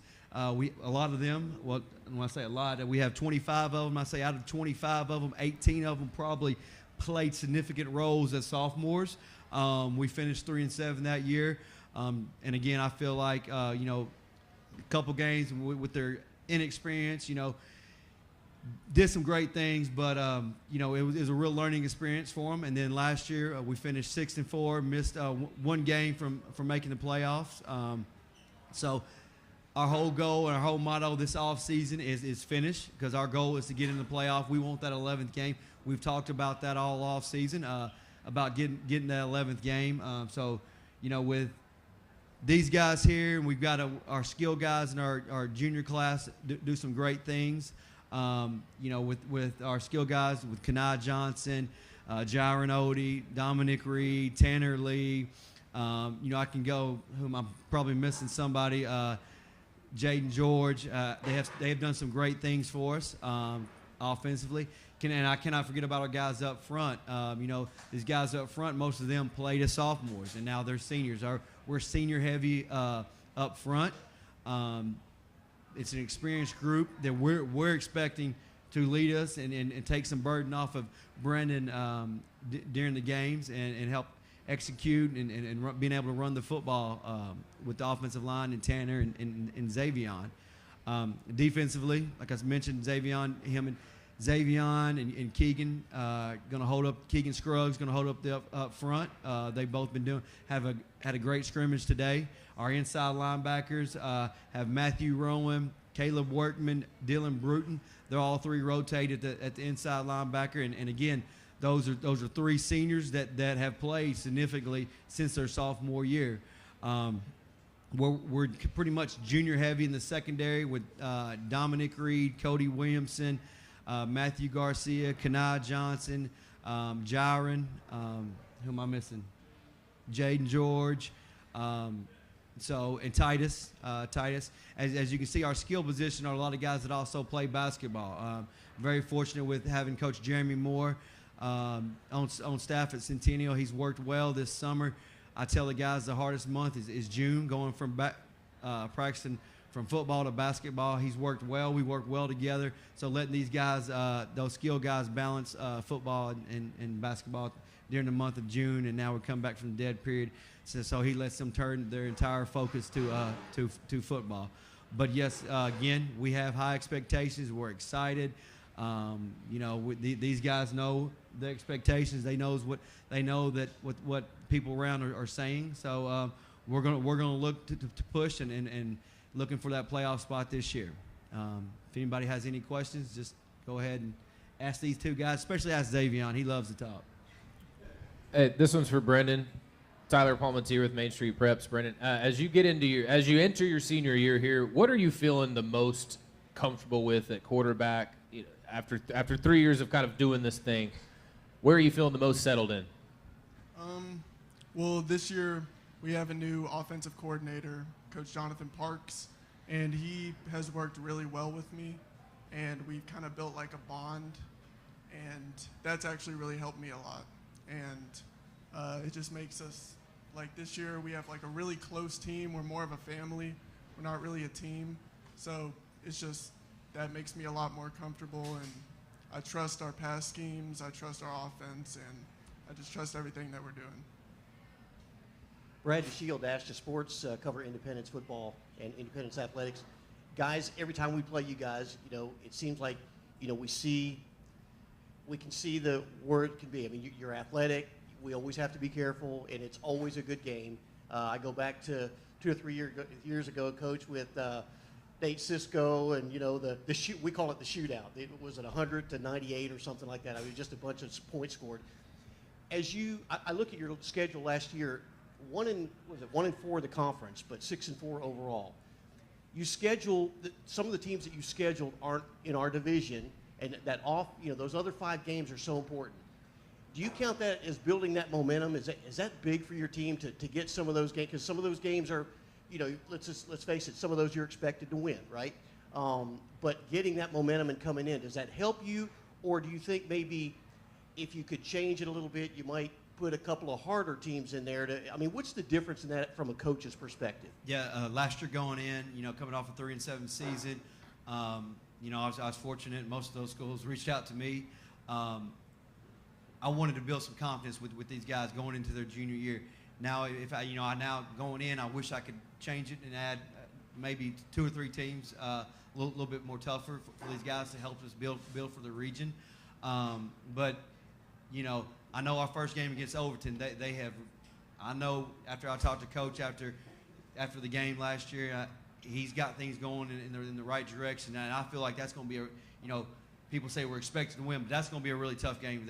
They are a much improved football team. But to answer your question, yes, going last year, with confidence now, I wish our schedule was just a little bit tougher, but it is what it is. We're hoping it'll help because, again, like you said, with our conference record last year, now our goal is to get another one, to get 2, to get 3, to get 4 of those wins, to let the conference know that we're here. We're not the same Centennial that we've been in years past. So we're ready to come out and compete and do everything we can to earn that spot for the playoffs. Wish you a lot of luck this year, by the way. Xavier, you like better the offense? Are you getting to run the ball some? Or do you like playing defense, or does it really matter? You just want to be on the field? Or if you have a favorite, let me know why you do. I would say I just want to be on the field, most likely. I love each side of the ball, but hey, if I did have to choose, I'll pick defense because defense, hey, you get to lay anybody out, you can't say nothing. That's right. Hey, just play. Yeah, you just like to hit people. Go ahead and say it. I love it. Brandon, you're playing quarterback and then some other. You're a senior leader this year. I mean, you're the guy they're looking to take this team into the playoff spot. How much pressure does that put on you, and how are you handling that as a player? I think that I handle pressure pretty well to where, like, the most I can. And with all that pressure, there's a lot of responsibility. And I honestly just take pride in it because I don't know, it just makes you feel good about yourself knowing that everyone's looking to you and that you have to lead a team. And I don't know, it excites me. I think it motivates me more to do better. Tom Krager, Tennessean. Coach, probably the most intriguing question, the helmet color this year. It's already been a topic of discussion, the Carolina blue. What's the story behind that? Well, Dr. Dyson came to me when he first got there. We talked about it. He asked me why I've never changed colors. I said, because when you order a helmet, it's just, I can always get the white ones just like that. Don't have to worry about sending it off to get paint. So after the season, we sat down and met again, and he said, what do you think about the Columbia blue? I said, I've already got it done. So the kids really wanted it. They've been asking for it, so I just finally said, let's go, and we do it. We put the Power Cats on there last week, so it looks really good. And it's something for the kids to get them something excited for, change it up a little bit. Nobody in our county's this Columbia blue color, and so we're really excited, and we think it looks good and helping out our Columbia blue jerseys. So we're really excited, and I know that a lot of people in the community, especially our scrimmage tonight and seeing us this summer, have been really excited about the new helmet color. Coach, the phrase I keep hearing about Centennial football, and I've seen you guys on some 7-on-7, and you guys have looked impressive, but the phrase I keep hearing is Centennial is going to be sneaky good. What have you seen in your team in the preseason so far, in the offseason, that lets you believe that, hey, this team is ready to take that next step and make a return to the playoffs? We've been in some 7-on-7s, and even today we've been in some. We had to overcome some adversity in certain situations, and it's like these guys like those situations this year. They're up for the challenge, and they rally around each other. Come on, guys, we can do this. Where beforehand I'd feel like it might have been, oh no, here it goes again, and then the wheels start falling off. We had go back to the Indy game. We had one bad with opening kickoff. They run it back. Well, then next play on defense, we had a busted coverage. Boom, then we had a fumble. It was like 3 things in a row. Well, I think these guys are ready to take that next step. Well, let's just don't all just freak out and go crazy when something bad happens. Let's stay calm. Let's stay together, and let's move on to the next play. Another thing that I've kind of preached. We've got to move. Play the next play. We can't worry about that play. Can't get all mad and upset. Let's move to the next play. Let's worry about that and not worry about the last play. Players, I've been asking other players. I'll start with you, Brendan, and the same question for Xavion. Best player you've played against last year, and why? The best player I played against last year, probably Keaton Wade, just because he was so dominant and I was playing receiver at the time, but I'm glad I wasn't playing quarterback that game. But no, yeah, he just took control of that whole defense, and he was a really dominant player. Xavion? I would probably say Chris Parsons. It's like he can't stay in the pocket. It's like a little ant. Like once you try to get it, it's just keep moving around. It's kind of hard. He's a good player. Yeah. And Coach, who's the best player you coached against last year that really gave you, kept you up at night? Well, I'll go with Xavion. Chris Parsons, I never forget going into the game, met with the defense on Sunday.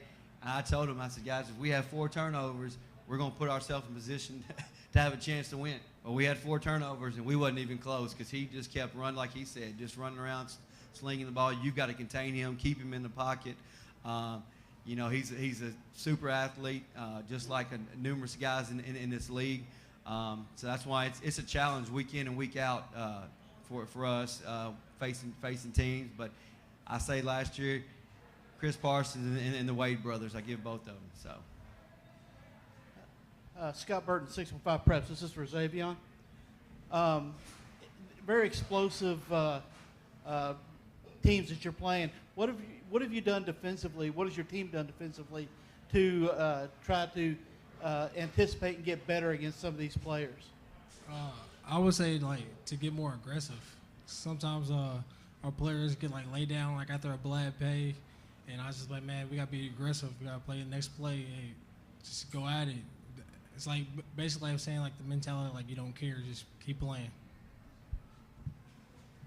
I'll add to that too. I was very fortunate this offseason.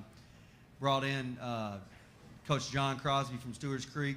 So I called the defense last year. He came in, and after being with him for a couple of weeks, he's very knowledgeable and knows the game. We're very multiple this year up front, so our front's going to be constantly moving. You may see us in a 3-man front one play. You may see us in a 4-man front, but the way he's mixing up his calls, moving Xavion around, moving some of those guys around, we're hoping to give, I feel like our size we're still going to lack size, but moving our guys around so much, hopefully it will give other teams some fits this year.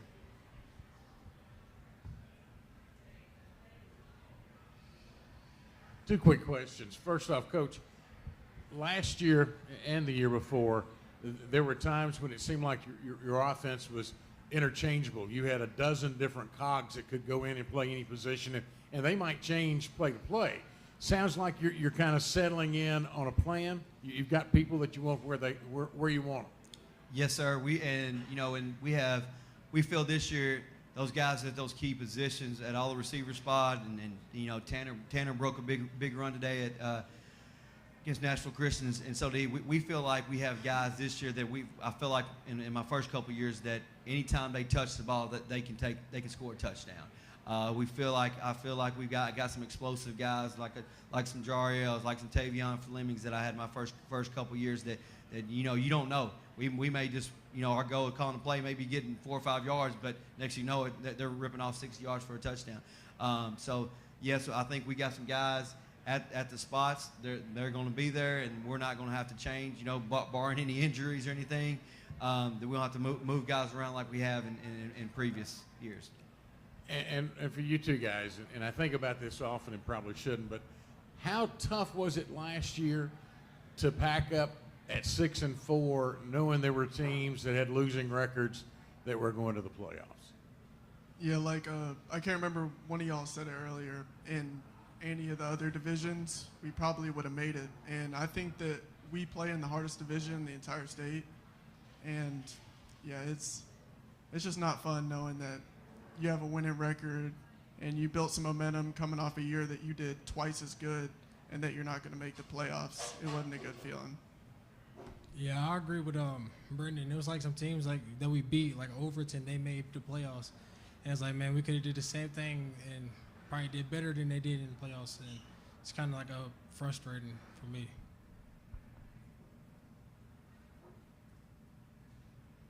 Coach, Thursday Night Lights, what's your thoughts on the Thursday games this year, and do you have any ones? Yes, we're playing Antioch on Thursday night, moved to September 8th. With the ref shortage, it is what it is, and if we can't find enough to come out on Friday nights, and one thing I do like it's kind of a change up in the year, just give you the kids something different, maybe go out on a Friday night to go watch some other local teams play. When I was at Oakland with McDaniel, he'd always seem like he'd always schedule at least one Thursday night game that we would play. So I've been used to it since I've been coaching and been around. So it's just an adjustment. Both teams have to do it. It is what it is, and we'll adjust and bring the guys in on Sunday and get that extra day in. I think the bright side is they're telling you, I think you should be getting one of the better staffs, better referee staffs. Is that the bright side of, hey, you should know you're going to have one of that association's best staffs? Yes, sir. I mean, that's always key. You always want to have a good crew every Friday night, and just do that. That's kind of exciting for us. Thank you, guys. Good job.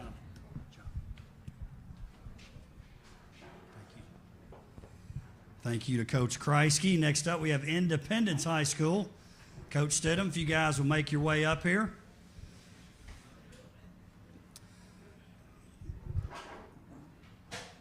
As most of you know, Coach Stidham's in year 1 at Independence High School. Certainly not a rookie when it comes to coaching, but it is his first year at Indy. One of you over here.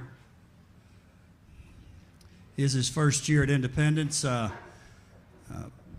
on the recruiting trail for Coach for a couple of years. I've talked to him for a few years about if we had a good opportunity here for him to maybe come to our league. So, Coach, if you have a great year this year, I want to take some credit for that. If not, I'm going to deny these statements here I just made. But we're excited about Coach being here. He certainly gets it, working out there with Mark Wilkins, who's the boys basketball coach. They had some experience working at South Gibson, a lot of success for boys basketball and football. Just to recap on Independence, their year last year, 4-7.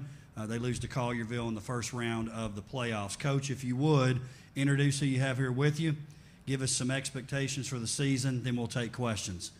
Scott Stidham, Independence High School. Thanks, Coach. Thank you very much for having us, Coach Joins. First of all, we've got Trey Hartwell, who's a running back for us, and also we'll play some outside linebacker. Then Ben Miller is our center that brought with us two great representatives of our program. But we're excited to be here and feel really blessed to be in Williamson County at Independence High School with great administration, and excited about our coaching staff that we have in place, and just a lot of great young men in our program that are working really hard, and excited about what's coming up starting on August 19th. We got a lot of work to do before then, but each day they show up and have worked really well. And we're excited to see what we can do playing against some really good football teams around here.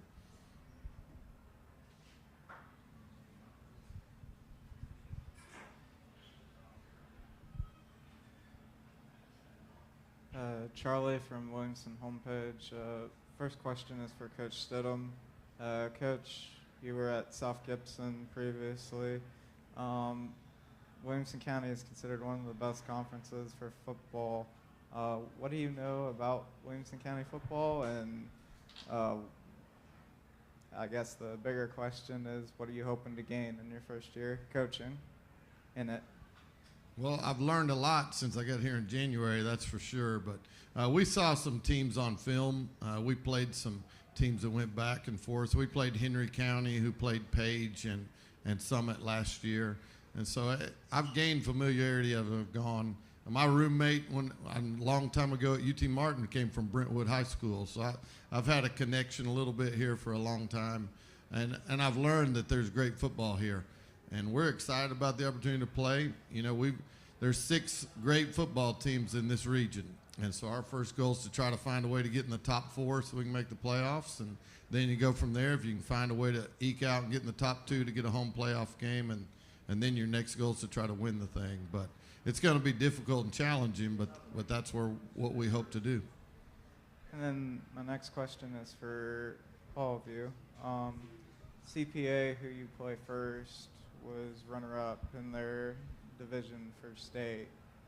How awesome is it to start the season playing a really tough opponent, and what do you learn from those kind of games? I think it's a good wake-up call for us and a good challenge for us just to see how we'll be throughout the season. I think if we compete with them, we'll compete with everybody, to be honest.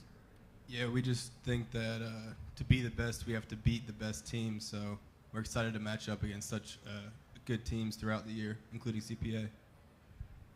Yeah, CPA has got great respect for me because they used to be in our class, and they played Milan a couple times, which was one of our rivals in the playoffs. So Coach Martin and I have communicated quite a bit already for the last few years. But he's a great football coach and a better man.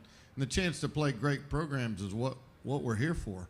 You know, we're going to play good people every Friday night, so we might as well start off with a great one. Joe Spears with Tennessee. And Trey, you've played with a different starting quarterback every year in high school. How's Cody different from those other guys you've played with? Cody is a great talent. Jackson and Joe, they were really good too. Cody is the youngest out of the two. Jackson was a senior and Joe was a senior. Cody will be a junior, but I think he will end up being the best out of the two just because he has so much potential ahead of him. So I think once he reaches that, he'll be really, really good. Hey, Coach. How are you? I know this guy. Doing well, anyway, welcome to the WCS Media Days. I got a question for Ben and Trey first. And Coach, cover your ears. You played for Coach Scott Blade. Both of you did, okay? Coach was a legend, great player, great coach, and had, a history of wins. What is the biggest difference that you see, not only on the field, but in the locker room, or anything that you see different, or could be good, could be bad, that you see with Coach, the new coaching change? Yeah, Coach Blade was a great person. You know, he taught me a lot. He brought me up to varsity freshman year, and I was with him for 3 years, so thanks to him. But I think with every coach that you'll have, there's going to be a culture change. And with Coach Stidham, it's a great culture change, and I thank him for that. And I think that will carry on into the season, and I think we'll be good for that. So. Yeah, we're all super grateful to have been coached by Blade. I would say one difference that we see this year is there's a lot of leadership from the top down coming from the coaches. We have surrounded by great coaches all around.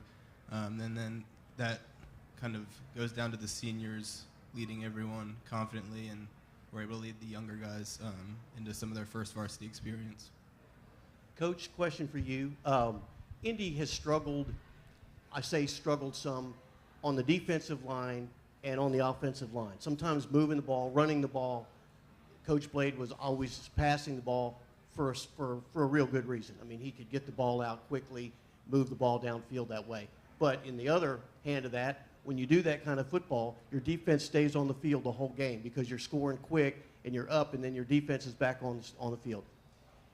What do you see different, or what do you see this year? What do you have this year on offensive line and defense that may change that a little bit, or will it change, or will it be some more of the same? Well, one thing about high school football is you got to use what you have. You know, you walk in the halls and whatever shows up, that's what you get. We don't get to go recruit, and there's no transfer portal coming in that I'm aware of. So we understand that, and so sometimes you get what you have. You have to work around your talent, and so we do feel like we have a really, really talented running back over here and several other with him. And we have some receivers that we're excited to get the ball to. And I brought Ben for a reason. You know, it starts with the offensive line. Every program, we talk all the time that no one's ever lost a game because they were too physical. And so we need to work at that and continue to get better. We played scrimmaged NBA Friday, so we got a taste of a really physical football team, which was good for us, and saw some good things, and then some things we need to improve on. But, you know, our philosophy is to take care of the football and get our playmakers the ball in space and let them go make plays for us. Yeah, it's high school football. It's about these guys. It's not about me. Tom Krieger, Tennessee, and Coach. First, can you talk about the Thursday night schedule? Thursday night lights, over 200 games moved across the state. What's your thoughts on it? What do you think about playing at least one game on Thursday night this year? We play JP2 at home, and you know, it is what it is. You know, so we're gonna be excited about it. We're gonna play at home, and we're gonna tell our kids, which is the truth. I would imagine every team in our region is gonna be there to watch you, and so if you want to be an all-region player, you're getting a chance to show off. You know, it's just like Monday Night Football in the NFL or Thursday night. You're playing in front of the whole league. And so we're going to make it exciting. Hopefully our students will still be able to come out, and then we're going to tell them to go home, go to bed, and make sure they're in class the next morning. But, you know, it's just a chance where you're the only show in town, and we're definitely going to use it to live scout some teams throughout the season that we're going to play in the future also. Coach, you are one of the last two schools to get turf. First, can you give us an update? Are you on pace to be okay for the start of the season? And two, just talking about the fact that the county school system is funding all the turf fields, and you know, talk about turf wars and everything about facilities. They go a long way of making sure you all have top-notch facilities. Well, yes, I think we're on schedule to get it. There's already, our Navy end zones are already laid out today. They don't have the lettering in, but they were almost, as we walked off the practice field, it's almost track to track is covered. So they still have some things to do, but we play away on August 19th, so we don't play home till the 26th, so it'll definitely be ready by then. And to be in a district like, a school district like this that promotes and does what's best for the kids and gives them great athletic facilities, something that not everyone gets. And we understand we're blessed. And we talk to the kids all the time about understand how blessed you are.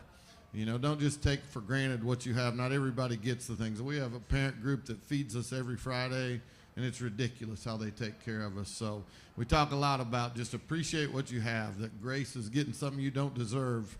And, man, we don't deserve this turf, but we sure are excited to have it. Players, been asking different players, to start with you, Trey. The toughest player you played against last year, and why? And the same thing for you, Ben. Toughest player? Yeah, toughest player you played against last year. there's a lot of tough players, to be honest, last year. But Chris Parson is one of them. I mean, he's a great talent. There he is right there. And, it's a blessing to play against him and just to compete with any team in the region and any team that we play. But there's a lot of talented players out there, and I'm just excited to be playing against them. Ben. Yeah, so I think of the Wade brothers right away, and we're lucky that they're out of here now on the way to Kentucky. But yeah, they're super talented, and yeah, we're in our region. We are surrounded by a lot of super talented teams all around. And Coach, just curious, you weren't around here, but who was the toughest player last year you coached against last year at South Gibson? Probably we played Los Ann, and they had a receiver. I don't remember any kids' names, but I remember he was number 19 going to Memphis, played outside linebacker receiver, and he was a man. And so, I believe last year I counted up at South Gibson, we played Haywood, who had a returner that was at Arkansas. Milan had a receiver at Arkansas. We played 19 FCS or FBS kids last year. So we saw some good teams. It's just a whole new level now that we're here. Hey, Trey, Tyler Palmatier with Main Street Preps. It seems like you've been around. You've kind of always been making some noise, but you're maybe one of the least talked about, or lesser talked about prospects. You're kind of under the radar a little bit, and I just didn't know. Have you been able to? Do you draw any motivation from that as you go into your senior year, trying to make more noise and maybe figure out where you're going to go after? That definitely gives me a chip on my shoulder. I'm thankful for everything I have right now, but I think that just drives me, and now, give off that energy to the team that we all have something to prove. And me having something to prove, that will give me an edge on my game. So, what's something that you wanted to get better at or improve upon going into this season? I think being a leader for the team. I think my last 3 seasons at ND, I haven't really been that vocal point in the team. So me improving, being a leader, and just an all-around player on the field, I think that's going to be what's best for me and for the team. So. Yeah. Scott, I'm asking all the coaches this. The head and concussion thing in football will probably always be a talking point, but the last couple of years, so much focus has been on health from a different perspective.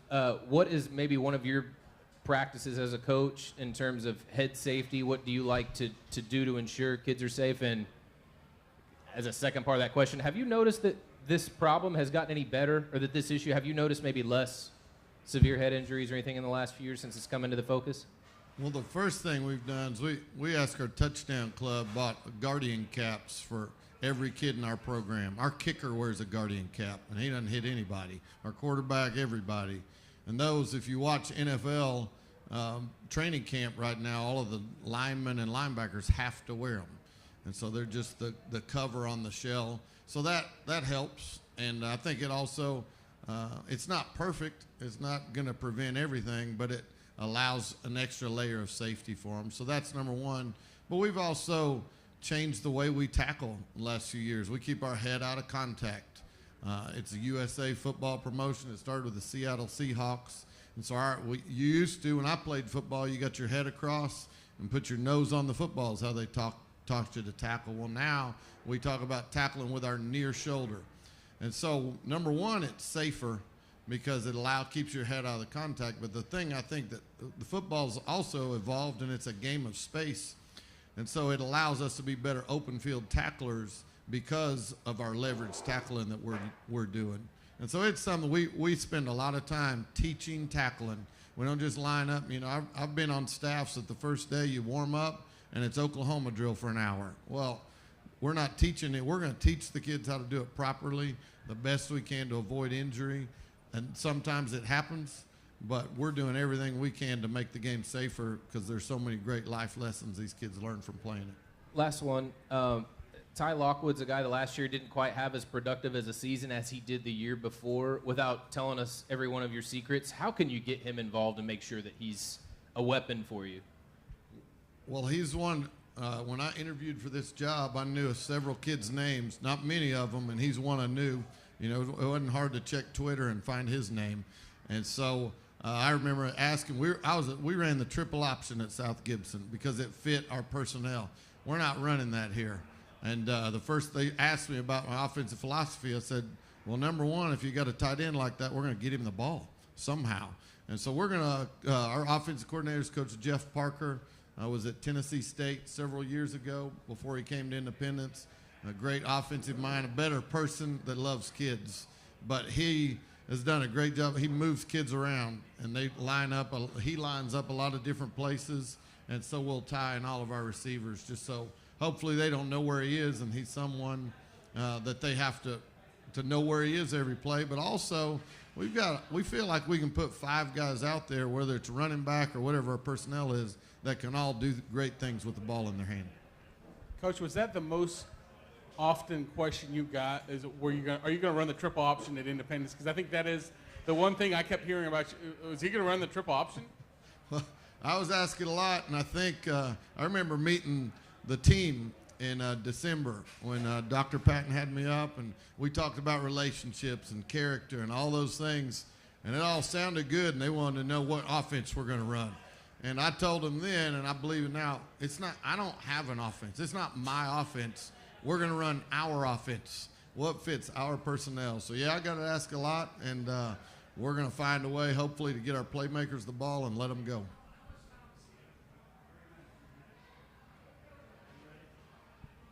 Hey, Coach, Dana McClendon of WAKM. You don't have to agree, but I'm circling the Summit game on October 7th. How do you get to that game with it having the importance that you hope it has? Well, I think it starts with, our mindset's going to be 1-0 every week. We're never going to come out on wake up Saturday morning and say, well, we're not going to make this game. And so we got to just continue to progress and continue to get better. We've talked to our kids about getting a little better every day. If you do that, you make great improvements before we play them. And we just watched film today from our scrimmage with NBA, and we realized really quick that there's a lot of things we need to get better at. So we know that Summit's going to be a big game. It's a rivalry that I learned really quickly, that it's a rivalry for us. So we're going to be excited about it, but if we start worrying about them now, then it won't be very important because we won't be ready for it. Thank you, Coach. Appreciate it. Good job, guys. Good job.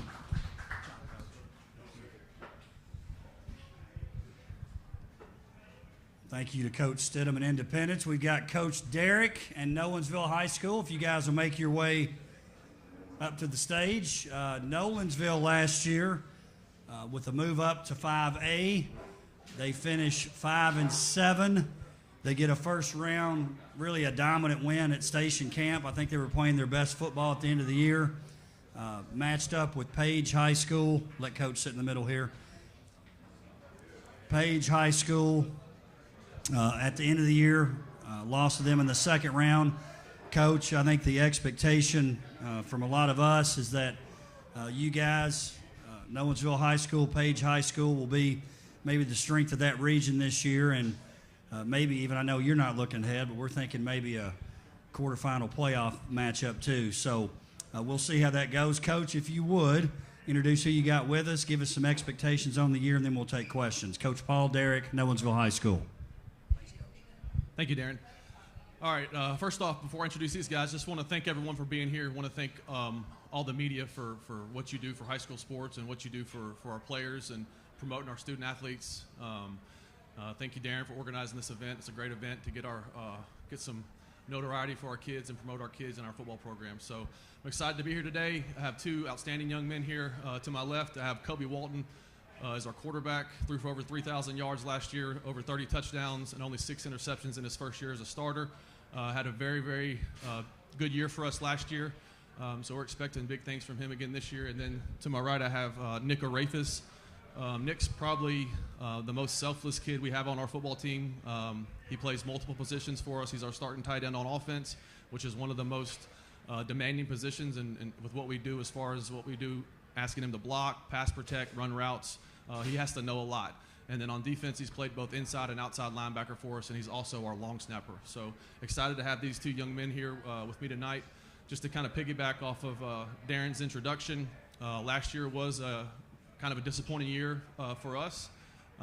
Finished the season 5-7, and then lost to Page in the second round. So even though we made it to the second round of the playoffs, I think if you asked our players, they would say that we did not meet the expectation that that we have at our place. So we're excited about this year. I think our players are excited about it. I think they're hungry.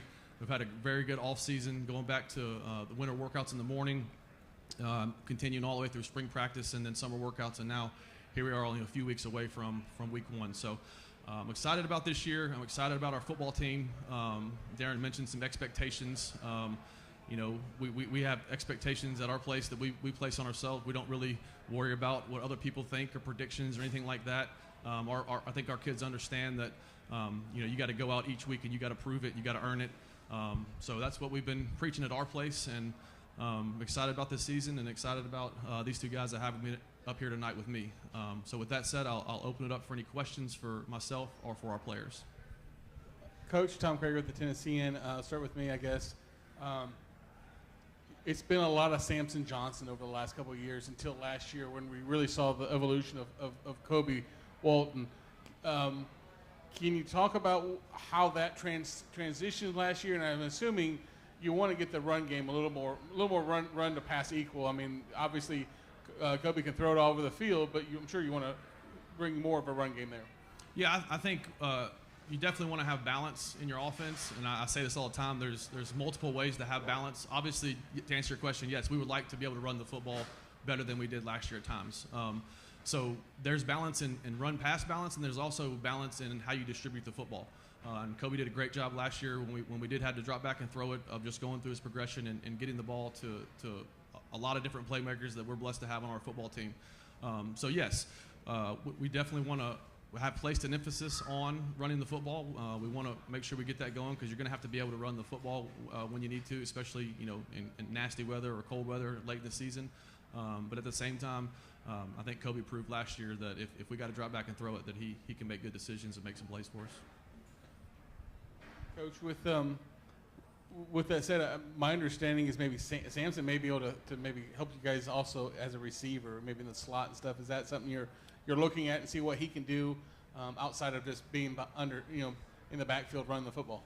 Yeah, so with Samson, as a freshman, he kind of split carries or whatever, kind of eased him in there. And then his sophomore year, he really became kind of the feature back. And Samson's worked extremely hard on his ball skills. I know Kobe and him have, along with the other guys, have worked on their timing and everything like that. So he's shown us that he has the ability to run good routes and to catch the football. And then we have a junior coming up, Zion Tamaska, at tailback, who's really stepped up. So we felt like trying to get our best people on the field was Zion at tailback, and then be able to put Samson in the slot. And you guys know that if you give Samson the ball in space, he's a natural runner, great vision. He's going to make plays for you. So we're just trying to, I guess, evolve our offense a little bit, and at the same time kind of showcase Samson's ability to catch the football. Players have been trying to ask each team, who's the best player you guys played against last year and why? So last year, when we look at who you played last year, who's the best opponent you went against? What individual player did you say, man, that was a really good player? Start with you, Kobe. Best opponent? Yeah, best opposing player. The teams. Probably Jake McNamara. He was he's a very talented quarterback. Obviously, he made some tough plays, running a lot of the pocket and stuff like that. Yeah, he's probably by far the best player we probably played this past season. So I would agree with that. I would agree. Jake McNamara, he was a natural athlete. He was a great quarterback. Going against him on defense and just seeing how he performed, he was an athlete, and he definitely is good enough to play at the college level. But yeah, him and Ronan O'Connell, DN for Page, which I grew up with, big kid. They were both killers at Page. Coach, Thursday Night Lights is a big topic with over 200 games being moved. What's your thoughts on this, and are you okay with it, knowing why you're doing it, or if so, if not, what do you have to do to kind of erase the Thursday night games? Yeah, I think I'm okay with it, because if we don't move those games with the official shortage, then we're not going to have a game to play, right? So it is kind of an inconvenience, I guess, for coaches. Most coaches are creatures of habit, like to stay in a routine. And when you play a Thursday night game, your weekly routine kind of gets bumped up a little bit and kind of can throw things out of whack for you. But so it's an inconvenience in that regard. But again, I'm okay with it because of the situation with officials and trying to find officials to officiate. I know that's a challenge for the TSSAA. So overall, I'm okay with it. Coach Scott Burton, 615 Preps. Looking at your roster, you have quite a stable wide receiver, defensive backs, and offensive line, defensive line. What has the competition been like at those positions during the offseason? It's been really good. It's probably as good as it's been at our place since we've been there. You know, like you mentioned, a lot of talent at wide receiver. A lot of those guys play on the defensive side of the ball too. So those guys kind of compete in practice, push each other to get better. And the same thing with the offensive and defensive line. They've been competing, and we try to have some competitive periods in each practice just to kind of get that fastball look and to get that competition. And those guys have pushed each other to get better. So I think it's been good for us. Well, you've got a very explosive offensive team, but Nick, looking at on the defensive side of the ball, what have you guys been doing on the defensive side of the ball to improve this year? A lot of, like Coach said, a lot of competitive periods. Being a tight end, I'm a second string inside linebacker, but I started tight end. I've noticed a lot of our defense just growing that bond together as a defense. That aggressiveness. And overall, I think the competitive periods do a lot for us as a team, and they just help build that competitive aspect that we need as a team. And I'll say this, on the defensive side of the ball, last year, really our whole football team overall, we were young, man. I think we started 4 sophomores on either side of the ball, and then had another sophomore that had to play. And even those juniors that had to step up last year, that was really their first time getting the Friday night experience. So last year we were kind of a work in progress and battled through some things early on in the season, and then when we found our stride, though, down the stretch, I felt like we were playing our best football. So I think in the moment, when you're young and you're inexperienced and you struggle at times, it's tough, but hopefully this year all those struggles and all that experience can pay off for us. Charlie from Williamson homepage. This question is for Nick, Kobe, and of course Coach Derek. Your team lost in the playoffs to region rival Page. How has that loss motivated your team? It motivated us a lot. It sucked losing to Page, especially twice. We had them, especially the second game was a closer game. It really it hurt us a lot, because we were kind of like right there.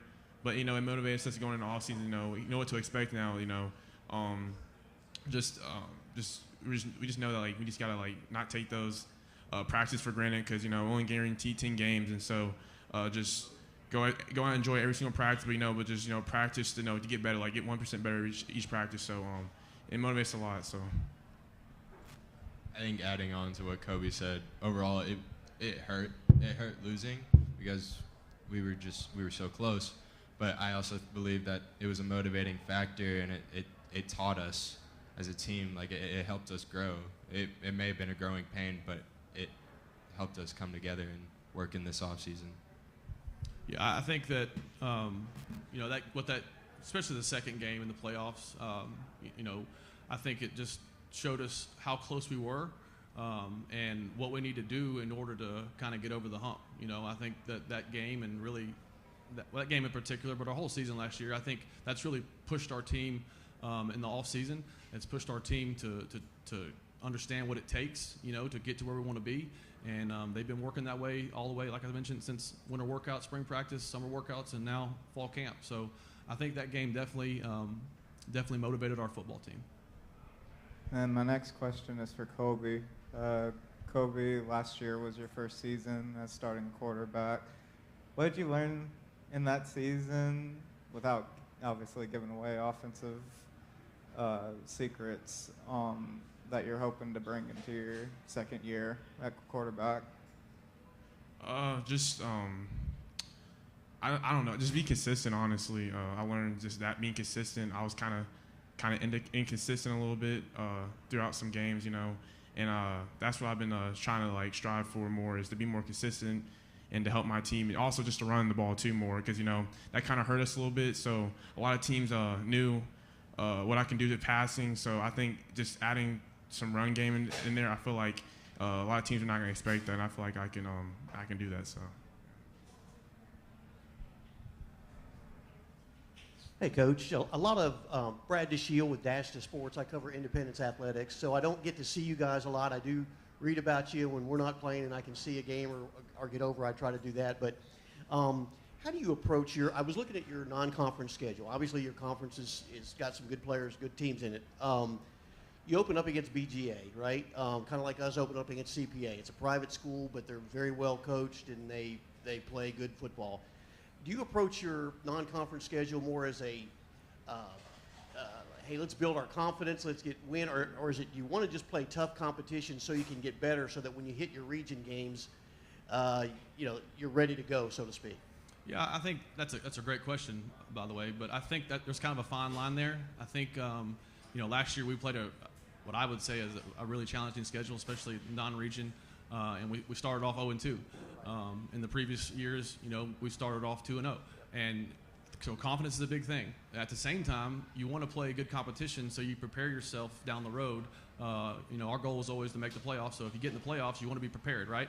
So I think scheduling is a challenge it's a challenge to find games, one, but it's also a challenge in, I don't think, for me, I don't want to have too challenging of a non-region schedule, but at the same time, I don't want to have a bunch of cupcakes either. I want our kids to be challenged. So to answer your question, I guess, is finding that balance would be my answer to that. Yeah, and sometimes it's, when I was talking with Coach Blade, it would be like, who wants to play you?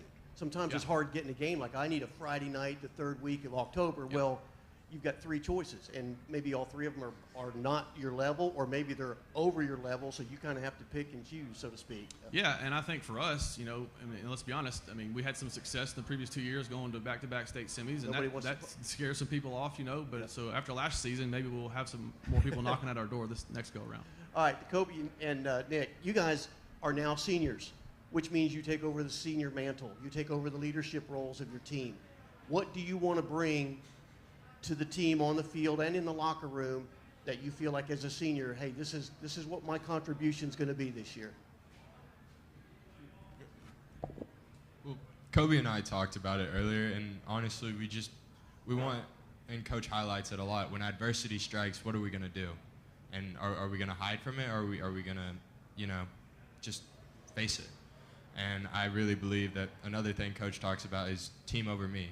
So overall, I feel like as a leader, I need to work on, and when it happens in the game and when adversity strikes, I don't tell my teammates what to do. I help my teammates with what they need to do and what I need to do as my job. Basically, I don't know what Nick said, just picking up my teammates, when something doesn't go our way, don't put your head down, keep your head up. We got more games to play, and there's still minutes left in the ball game, so just building everybody, building each other up, just encouraging everybody. I feel like that's gonna, help bring the best out of everybody too, and keeping people accountable too. So. Tyler Palmatier with Main Street Preps. Completely out of left field with this question here, but in the last, 5-10 years since football has really shifted its focus to making sure that it's safer for players' heads than their brains. Whether it's tackling the right way or guardian caps or anything like that. Have you, as a coach, noticed that issue specifically has sort of maybe gotten better? Are you noticing maybe that? What maybe benefits are you noticing? Are you noticing maybe less severe, concussions during the year, or less at all, or just what's your feedback? Well, I think awareness. More people are bringing light to that subject and being aware of how to block and tackle the proper way. To take care of your head. Your body and your head only has so many hits in it. So for us, number one, what we try to do is when we teach tackling, everything is a progression. We're not just going to go out there and go full speed live. We're going to start on bags. We're going to start on close proximity, and then we're always preaching to keep your head out of the tackle. Everybody's familiar with that Seattle Seahawk Hawk tackle or rugby tackle. That's what we teach at our place. But I think number one is placing an emphasis on it. And then how do you teach it? And then, we do a lot of tackling on bags, tackling wheels, that sort of thing, just so we're not banging each other a lot. Kind of save that for those competitive periods. And then when we do get in those competitive periods, we don't ever tackle to the ground. Everything's thud, which means everybody's staying up. You're gonna thud up and run your feet and stop on the whistle. And then the other aspect of that is I blow the whistle at practice, so a lot of times I'll give a quick whistle. If I see something coming that I think is about to be a big collision, I may blow the whistle right then and there to try to prevent that. So, again, I think just how you teach it, how you practice it, and just being smart when you get in those competitive periods. Yeah. No, it's been good. Now, it didn't work very good on Friday night against East Nashville. We didn't tackle very well, but that was just typical first scrimmage stuff, you know. There's no substitute for that, and that's why you have scrimmages, right? Because you're not really going to get those live reps in practice because, number one, you want to take care of your kids and you want to get everybody to week one. But, yeah, I think the stuff that we're doing has been working well.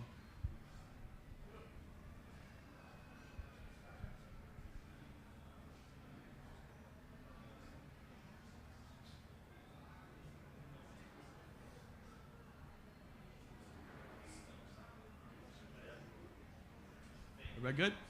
Thank you. All right, thank you guys. Go Knights. Appreciate you guys. Thank you, Coach.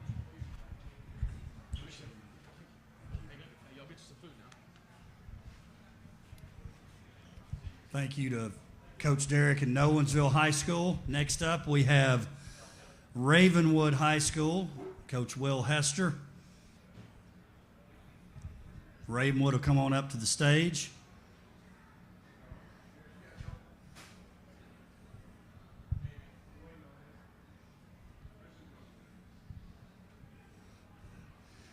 Ravenwood last year, did y'all get Coach? Yeah, he's on the way. Okay.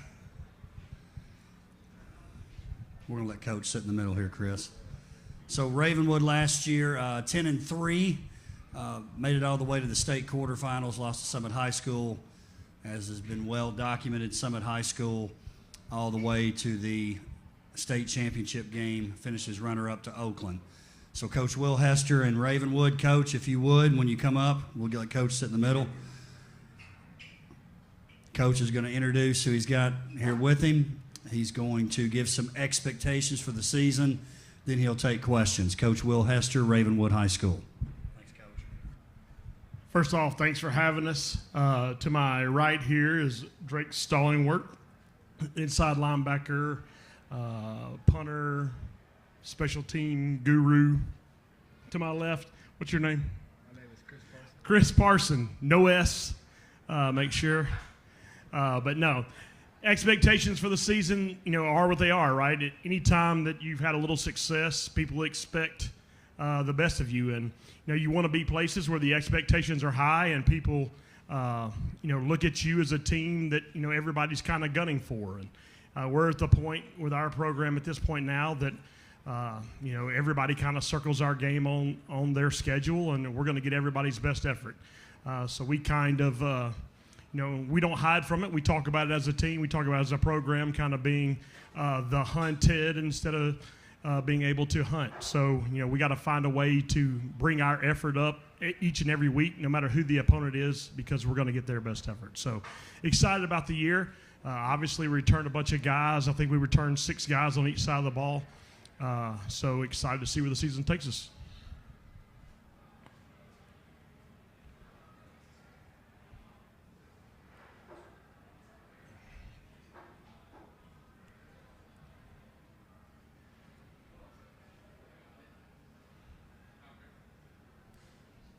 Tom Krager with the Tennessean.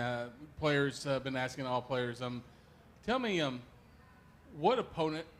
Who was the toughest opponent you guys played last year? As far as opponent is opposing player, what opposing player, best opposing player you went with? So, I personally would say Summit, because what player from Summit? Both of the brothers. I can't choose one. They were both just so dominant, and it was really hard for our defense to be able to adjust to their run game. They just got so much yardage just from running the ball, and it was just not much we could do. Chris, opposing player that was the toughest for you? Yeah, for me, I would have to go with Keaton Wade. Very talented player. Gave us some issues last year. So, as far as, taking control of the game, being dominant and things like that, I would have to go with Keaton Wade from Summit. Coach, how is this offense different in year 2 with Chris a year, an extra year there, and you in your second year as well? How is this offense going to be different? I think each and every year you kind of build around the talent and the group that you have, right? Obviously Chris in the second year, a little more, I guess, progressed as far as being able to coach all 11 positions on the field. I mean, we heard him the other night, working with the offensive line on what they were seeing and discussing those things. And so he, where he is at mentally from what we're trying to do from an offensive scheme standpoint and his understanding of that, is probably, 2 or 3 times what it was at this point last year.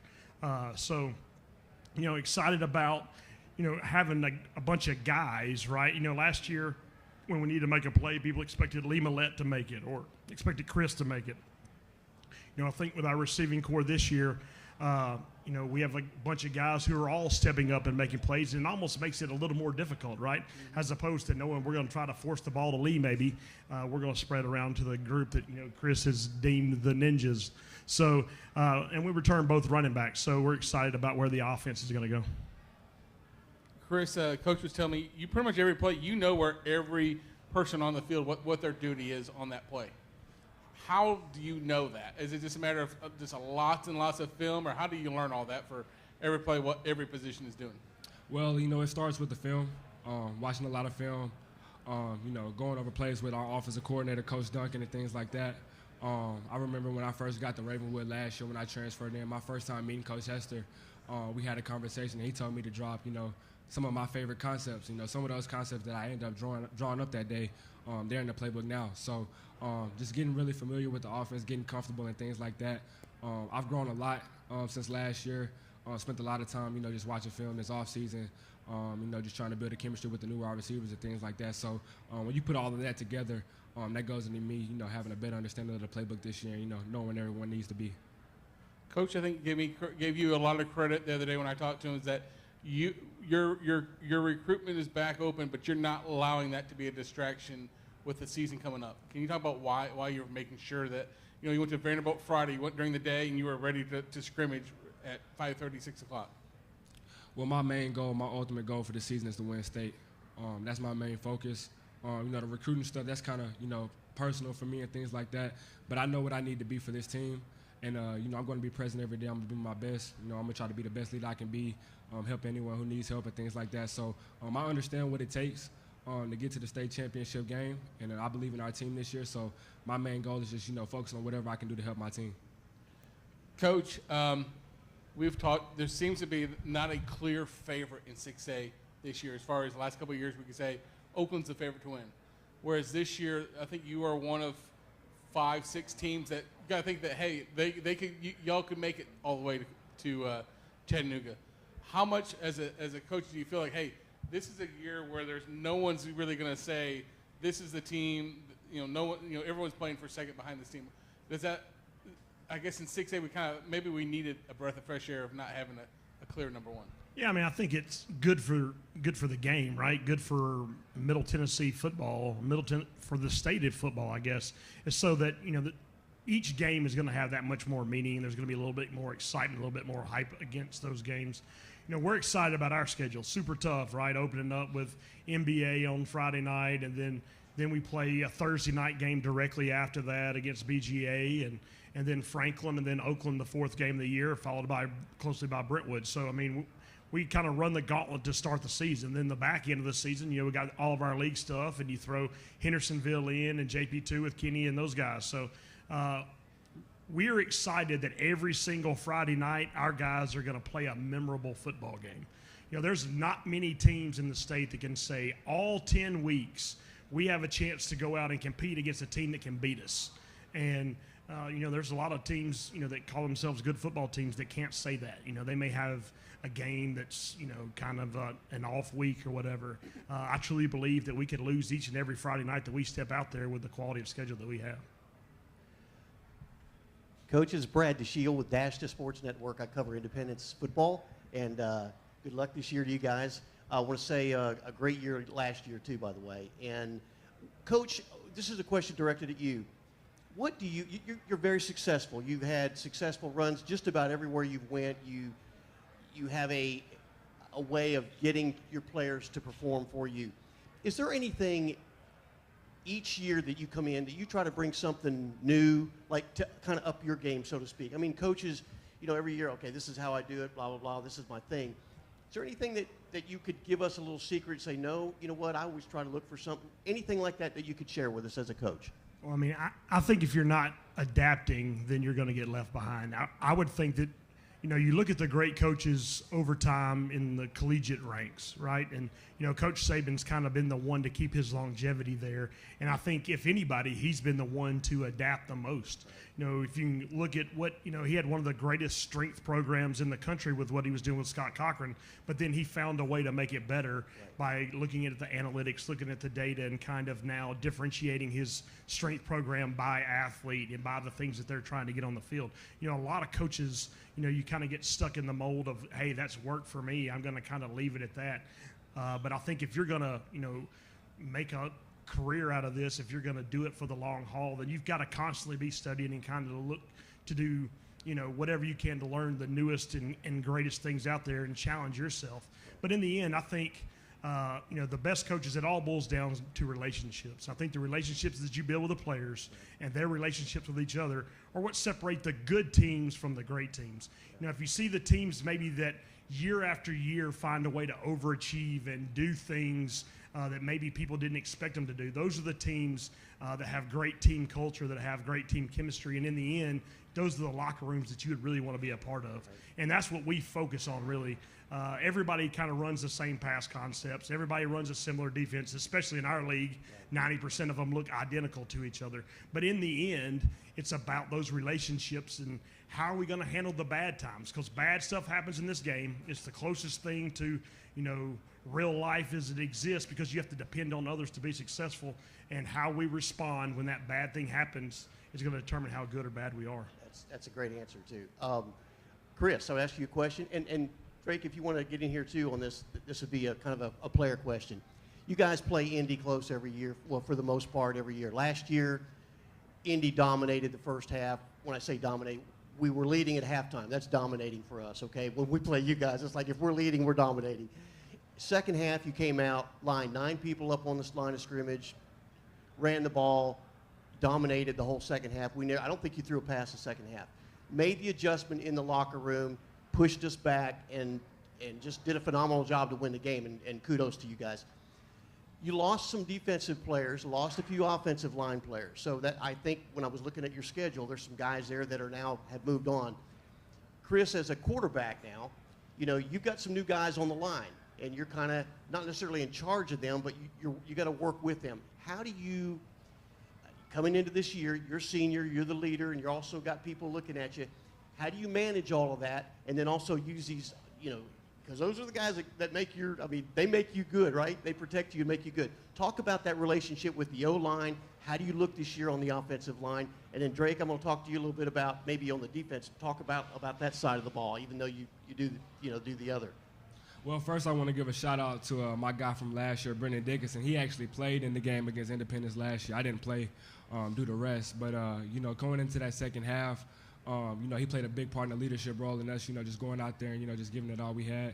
We kind of have a motto, Raptors don't lose in the rain. You know, it was raining in that game and things like that. So, but, yeah, Brendan Dickinson played quarterback in that game last year. He stepped up big time to help us get that win. But as far as the O-line, it starts up front. There's nothing we can do offensively without the offensive line. And we have a lot of guys. We have 3 guys who are returning, and we have two new guys who are stepping up this year. And they've been working really hard. You know, it started, you know, from winter workouts. You know, once we came back from Christmas break, we were on it, and they've been learning a lot. You know, they kind of got their first action of, you know, high school football, you know, last week in our scrimmage. And so it's just about them learning, you know, getting reps and things like that. And, you know, I'm proud of all the success, you know, that we had last year. But we understand it's a new year, and our linemen, they understand that as well. You know, we're ready to go. So like I said, it starts up front with the O-line. And, you know, there's nothing we can do offensively without them. But as far as being a leader and things like that, I just try to do my best, you know, to encourage them, make sure we're communicating and things like that. So Bryson Appleton, starting center, he's a very good leader for us, and he helps a lot. And we have a great offensive line coach as well, and Coach Higgins. So, you know, I just try to do my part and do whatever I can to help the team. And, you know, talking to the O-line, communicating with them, because it all starts with them. So, yeah. So we did lose a lot of players on the defense, but I'm really not too worried about it. They were replaced by some absolute studs, and we They just come out of nowhere. They just pop up.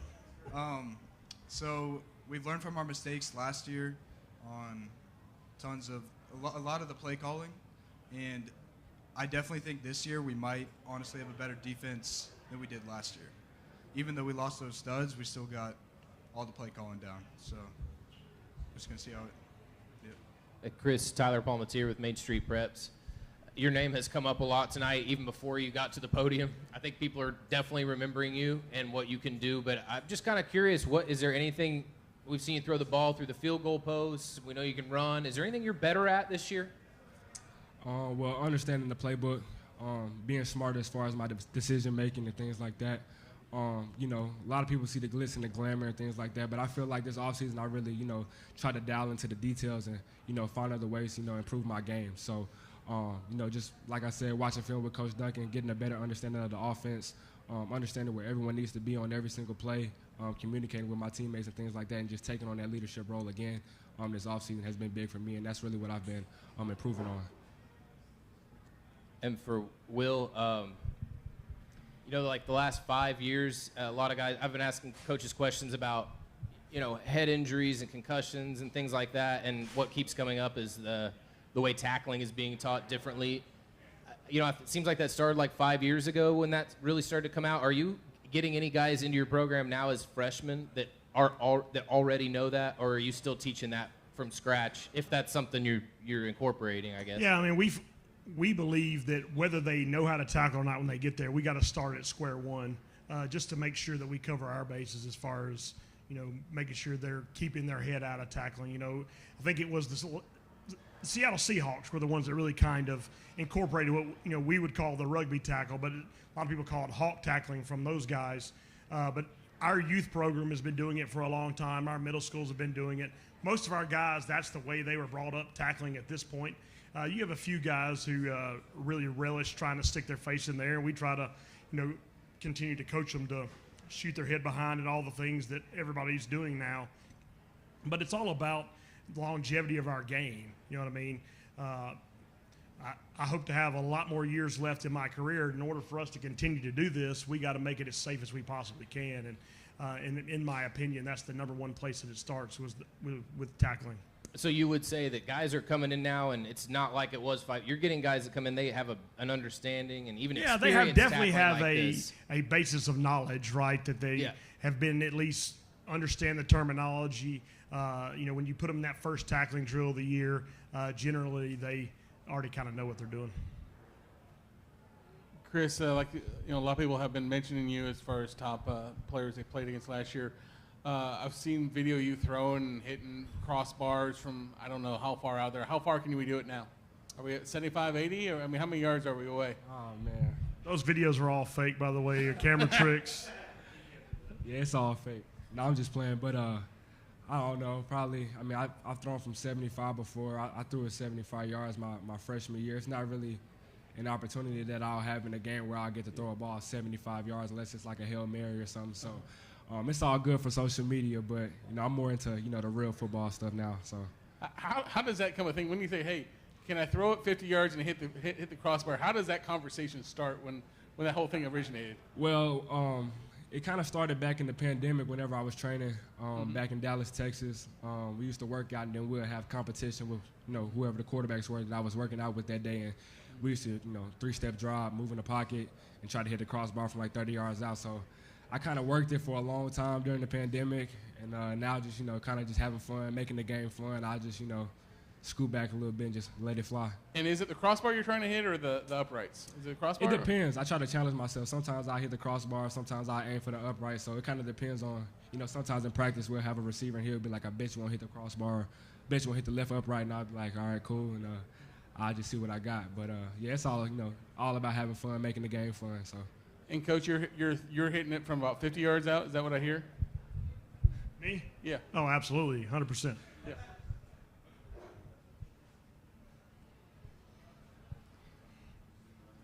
Charlie from the Williamson homepage. Coach Hester, you've proven as a coach you're versatile now with winning a championship at Ravenwood in tackle football, obviously a championship now in flag football. I guess in a way that makes you the Vince Lombardi of Williamson County right now. But obviously, the real question for you and your players, Ravenwood has high expectations for where they want to go in tackle football. How did the loss to Summit, a region rival, motivate your team? Yeah, I mean, absolutely. Anytime you end the season with a bad taste in your mouth, right, it's going to motivate you. There's only one 6A team last year that won their last game that made the playoffs, right? There's only one team that did that. So obviously everybody's a little bit salty about how the season finished for them. Our guys, kind of use that as motivation throughout the offseason. We made a point not to let them forget it. But in the end, each and every year is a different year. And you have different leaders, different role players on the team, and you've got to take every year, as its own. And, these guys are focused on the goals that they have for this season. A lot of people sitting in this room have high expectations for us as well. So for us to speak about the things that people expect us to do, we believe that in order to be about it, you can't be afraid to talk about it, right? And so we definitely want to be about being as good as we possibly can. And, there are days that we're not as good as we possibly can be. And I'd make a point to remind these guys of that. So we got to try to find a way to be our best version of us every day. And then my next question is for Chris Parson. Chris, you competed in the Elite 11 camp. That's normally where what's considered the best of the best at quarterback compete. How has being at that camp helped you for your senior season and obviously for your college future? It was awesome. It was a great opportunity. Extremely thankful that I got the chance to, go out to LA and compete with some of the best quarterbacks in the nation. I learned a lot being down there in California. My mentor for that week was Jordan Palmer, Bryce Young, and C.J. Stroud. So it was a great chance for me to, learn from those guys, and I don't take that lightly.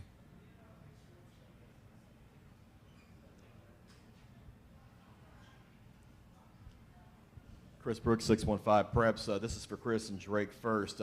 Oakland's on the schedule this year. How excited are you guys to play them? And Coach, you can weigh in as well if you want. I'd say we're very excited and not too worried about it. I think we got it. Well, kind of like how, Coach Hester was talking about, every game on our schedule is a pretty big game for us. And so, of course, when you're playing a team like Oakland, kind of have no choice but to get excited. You live to playing games like that. So we're definitely looking forward to that. But, we want to take it one game at a time. So, our first game of the season is NBA. To me, that's the biggest game of our season because it's the next game that we have. So our main goal is, just take it week by week, play Ravenwood after football, and hopefully play in the state championship first week in December. You mentioned that NBA game. Last year was a rough start for you guys. You had a number of turnovers in that loss. What do you guys do to get ready to play them week one and have a better result? Well, we've grown a lot since then. And, that was my first game here at Ravenwood. It was a lot going on. We had a lot of hype going into the season. I feel like we kind of let that get in the way of the main goal and things like that. So this year, we have our head on straight. NBA is a great opponent. We know it's not going to be an easy route, as far as winning the game. So I'm looking forward to it. Like I said, it's first game of the season. Winning that game will be a great way to start off our, me and Drake's senior season. So I'm looking forward to the challenge. Will, I want to go back to Oakland for just a second. It's a one-off this year, but after reclassification and the new non-region schedule for the next couple of years, is that the kind of game you can see being on the schedule for the next 2 years? 100%, because it's going to be, we're not going to have a choice. You know what I mean? Red Bowling's not going to call, I promise. So those are going to be the kind of games that we're going to have to play. And, while run from them, in the end, as long as you find a way to get in the playoffs, you got a chance to win the championship, right? And so why not measure yourself against the best along the way? I think Drake meant that he's not worried about Oakland because they're not the next game, right? The NBA is the next game. He can worry about Oakland on September the 8th or 9th whenever we play them. So.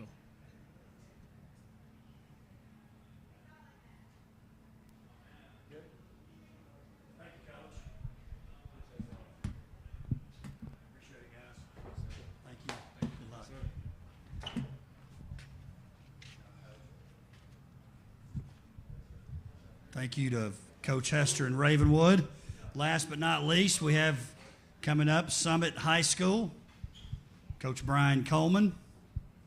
As everyone knows, the past 2 years were pretty darn special for Summit High School. State runner-up in their first year in 6A last year. We'll have Coach sit in the middle here. And then the previous year, state champion there in 5A. Coach got a new team this year in a lot of ways. A lot of young men graduated last year, so it's going to be a different look for Summit High School. Coach, if you would, to start us off here, introduce who you have with us, talk about your expectations for the season, then we'll take questions for the media. Brian Coleman, Summit High School. Thanks, Coach. I have with me today Aiden Bird, returning starter on defense. Also going to see a lot of action on offense this year. And Brady Hendricks to my right, returner on defense also. Also going to see a lot of action on offense this year. Two great young men, just great representations of our program here at Summit High School, just the type of young men we want to have in our program. Like everybody said, everybody knows, it's going to be a new face, a lot of new faces that you all are going to see this year. We have one returner on offense. That's Austin Harvey, who played wide receiver last year, and this year he goes to quarterback. Defensively, we have, three returners, these two young men, and Finley Jamison at middle linebacker. So, like I said, a lot of new faces, a lot of young men working hard and eager to get this shot. They've seen what success looks like. They know the blood, sweat, and tears it takes to get there. So now it's their opportunity, and I think they're eager to have that shot, and they'll get it in a good region, a very, very good region against a lot of quality opponents and a tough schedule at that. So, we're just excited to see these guys and see how they step up to the plate and see how they do, see how they handle the pressure.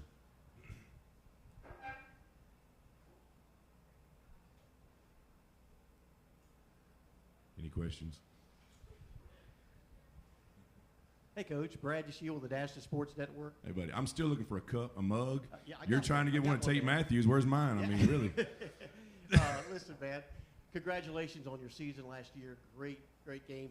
I was looking down your roster this year, and I didn't see any freshmen by the last name of Wade or anything like that. How do you, as a coach, how do you take, you've had a good run with some great athletes, and you had a great senior leadership last year all the way across the board.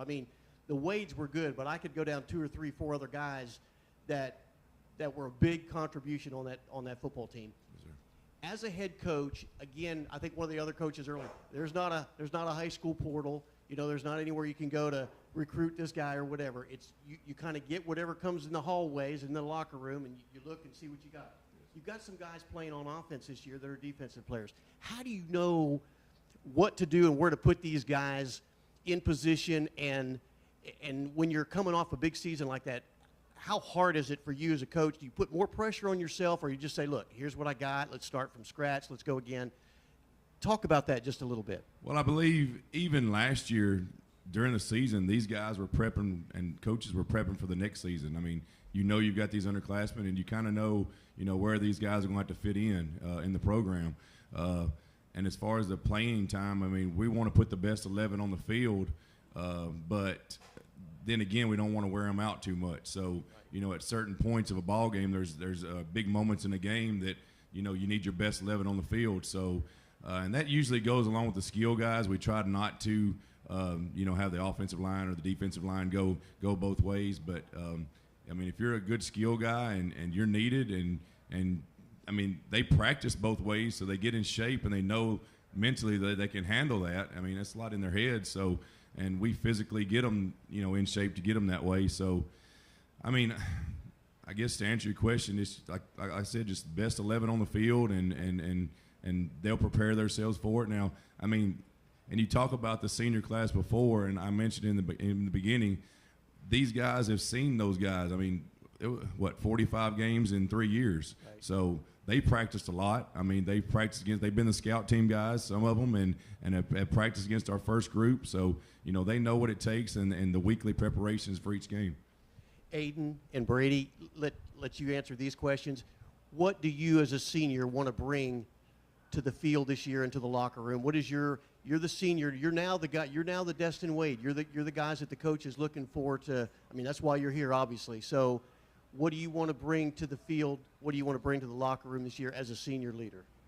You know, I think the main thing that we want to bring is, you know, energy and kind of a fire, and bring that to both the field and the locker room.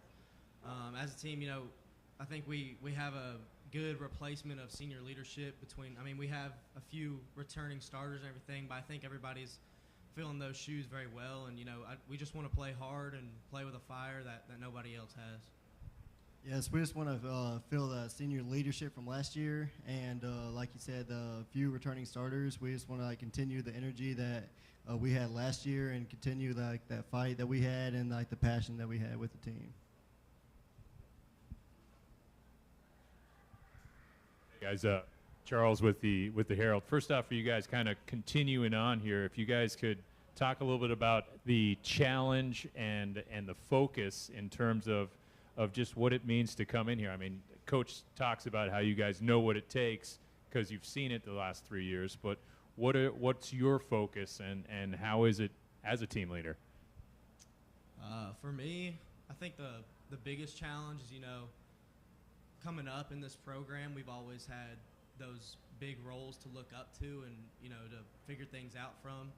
And now that those people are gone, we have to be those people who we haven't had to been before. So I think that's the biggest challenge for me personally, and I think for the rest of our team as well.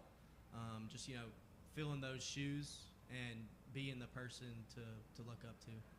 Yeah, for me, it's filling the shoes from the seniors last year, and also continue what they had last year with the big senior leadership again, and just focus on the one goal, which is state championship again, and just play together as a team. And Coach, I expected a little more of a tan here, first off, but congratulations to you two, of course. Thank but you. A different kind of ring. Huh? Thinking of this team, I mean, introduce us to some of these guys that we're going to be seeing. Some of the names we know. Obviously, we got these two guys here too, but who else should we be watching for on both sides of the ball? Colton Worth has been a big contributor, offensive line. He played guard, and he may be have to go both ways and play defensive line also. I mentioned Finley Jamison, Cal Holland, tight end, probably some middle linebacker backing up Cal as Callan, Carl, anything like that. He's played really, really hard. Of course, Brady, Cooper Feltz, Cooper Hall, both at outside linebacker, huge shoes to fill at outside linebacker. You know, of course, Dominic Hollis came in a lot last year at running back. He was the kind of the speed of the running back position last year. A little short in stature, but he runs the ball very, very hard. Going to look to him a lot. Logan Frazier, also a newcomer back to us at Summit. He'll be a senior also at running back. Just a very powerful running back. So, oh man, who else? Let's see. Finley Jamison we talked about. I mean, just a bunch of new offensive linemen. We've got a couple sophomores that's going to contribute. So, I mean, we've got a lot of positions up in the air too now. So, even after last week. But we look for a few sophomores to step in there also. So, we'll see. We'll see. Hey, Brian, Tyler Palmatier with Main Street Preps. You had mentioned a little bit of this, but without the Wades were so much of your offense, and let's include Brady into that.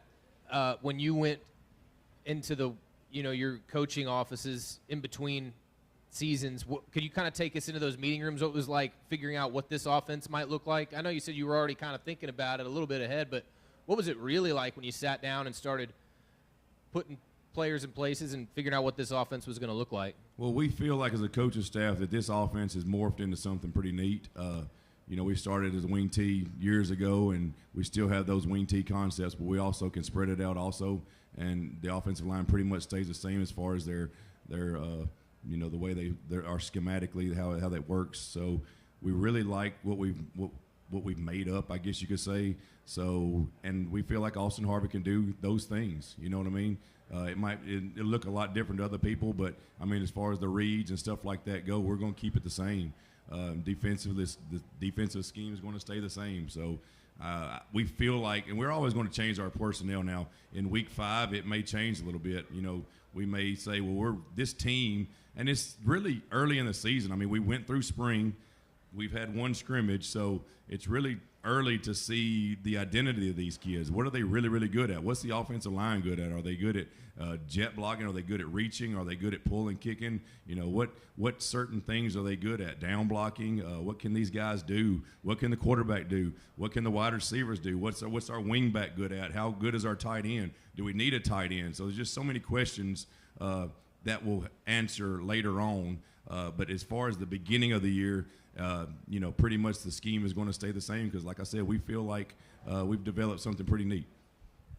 Last thing for me, it's completely different from that first one. And like the last 5-10 years, the people have really brought some things to football that they hope make it safer, whether it's guardian caps in practices or tackling the right way. That's been ongoing for almost, over 5 years, it seems like at least.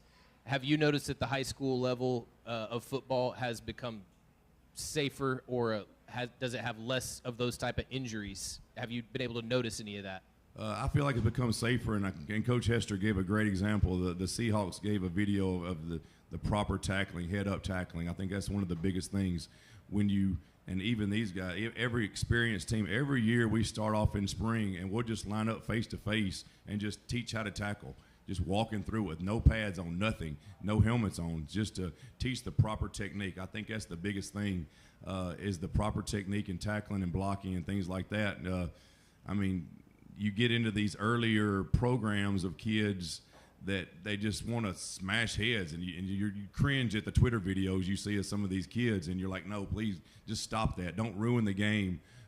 It's a great game. Don't ruin it when two coaches or dads that just put them 10 yards apart, just want them to hit each other. That's just not the way this sport's meant to be played. There's techniques, there's fine lines of stuff that needs to be done properly and correctly. So I feel like if you teach the technique correctly, that you'll be okay and they'll be safe, and strengthen these guys up, strengthen their shoulders and their neck and stuff like that also. That goes along with it. Now, as far as the guardian caps, I know I've seen a lot of high school teams start doing that, and I think we said a couple of NFL teams are doing it now. We don't do that, and it's just a personal type thing. It may be just kind of the old school in me, but I like to practice like we play. We like to go full pads with the knee pads and the pants a couple of days a week to get that feel. There's a lot of high school programs now that don't never go full pads. I don't like that. I want them to practice like they're going to play. I don't want to go on a Friday night and say, oh man, these pants feel weird. I want them to just play at a high energy, play at a level, or practice at a level that they're going to play in. And there's quite a lot. Every coach's clinic you go to, there's quite a lot of opinions on that. But as far as practice goes, now we butt up and we hit pretty hard, but we don't tackle to the ground. I think that's where the most of your injuries come, as far as knees and stuff like that, and maybe even concussions when your head hits the ground. So we don't tackle the ground. We butt up and make sure it was a good form tackle and just stop there. And I hope I answered that correctly. I got off on a tangent a little bit. Chris Brooks, 615 Preps coach. You describe yourself as that old school mentality, and that includes grass too. But now that you guys are going to be on turf this year, how much of an adjustment is it going to be for you and the kids? Well, the coaching staff is happy because Wednesday nights we get to go home after practice and not midnight. So they're excited about that. And we appreciate Coach Joins working hard and get everybody in Williamson County turf.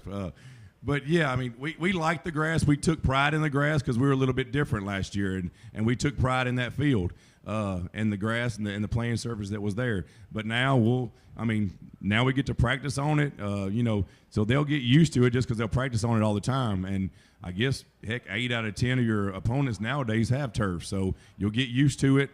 We'll adapt to it. No more painting, no more mowing, anything like that. And my wife now, I should say, will be happy that I come home in a decent hour because I don't have to mow after practice or something like that. So it's saving a lot of things. So we're excited about it. It's going to look beautiful. We're happy about it. Hopefully it'll get done. Coach joins in a couple weeks so we can actually practice on it before we play on it, and we'll get to play at home. That's a jab. It will be ready. It'll be ready, I think. I hope so. So we're excited about it. That's I'll stop with that. Now, you had a big schedule work last year with 5 straight home games. It flips this year, and you've got 5 straight on the road. Throw in an open date, and if my math's right, it's 49 days between home games. Is that going to be difficult on the kids, or you guys have a way to prepare for that? I think it's all about what you get used to. Maybe an advantage to us. We're getting used to getting on a bus for those weeks, and we know the trend, we know the opportunity, we know that, okay, at this time we go eat, at this time we tape, at this time we go get on the bus. And I think, it's all about what these kids get used to, and maybe we'll use it to our advantage. They do get a young team, they do get 3 home games in a row, so we feel that's an advantage also, especially being on the new turf. Charlie, Williamson homepage. This question is for your players and also yourself.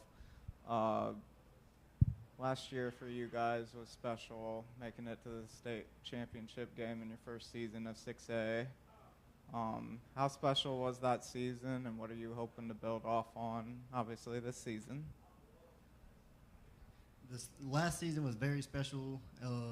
Obviously, it was our 3rd time going to state championship in a row, and going up to 6A was a big jump, and everybody was saying that we couldn't do it and everything, and then just proving everybody wrong was just awesome. And then I say we carry it over by just that same senior leadership and just carry that same energy over.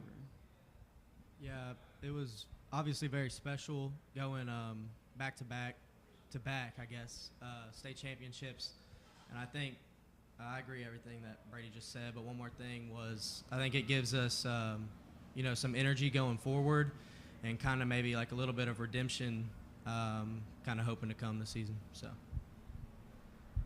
I feel like these guys, they feel like they have a lot to prove. We just need the experience aspect of it all. So, we had our scrimmage last Friday, and that was the first time a lot of these guys have played, in a meaningful football game. A lot of them have came. Their last game that they played was a freshman game on a Monday night. So then they get to go play against a good Riverdale team. So, the big eyes were there definitely last week. So, and it's just they need to get better, and some of the guys just played a JV schedule last year, so they need to get used to the speed of the game. So it's going to take them a little while to get used to it. We've got a couple scrimmages, and we'll inter squad a little bit. So it's a younger team that we need experience. We need to see what this team is all about. I guess our first goal is that first game. It's Henry County. Let's see what we got in Henry County. Let's take it game by game. Let's get in the playoffs.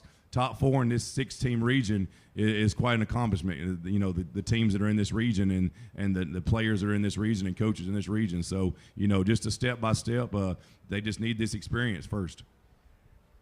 And my next question, this is for any of you up there as well. Your team plays with a very old school mentality, not afraid to shy away from any opponent. How has that mentality helped you, and how has it been a disadvantage for you? Well, it's kind of like Coach Hester said, there's not a lot of teams calling and knocking down our door to play, especially us because we have a unique offense. We're one of the very few teams in the state of Tennessee that actually use a tight end. So a lot of people don't want to play that because they don't see it a lot. So for us, even getting film of what a defense is going to do against us, it takes a few series just to figure that out. If you'll notice, last year we were quite of a second quarter team because you come out of a game and you really didn't know what defensive scheme they were going to give you. So you had to – it might take a series or two just to figure out what they're doing against you because you really didn't have film on it. So it's not like a bunch of opponents are knocking down our door to play us. So, to get a good schedule is awesome. I mean, it makes these guys excited. I mean, they're excited about playing Henry County. They're excited about playing Beach, Blackman, teams like that, Shelbyville. So it's quite a tough schedule, but, I mean, the community's happy. Everybody puts fans in the stands. Cheerleaders are happy. AD's happy, and principals are happy. So it just gets a little fire in your blood and makes you want to compete for sure.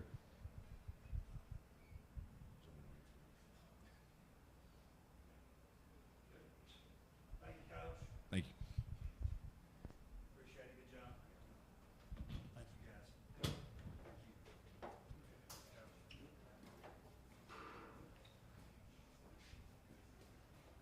Come on up, Tate.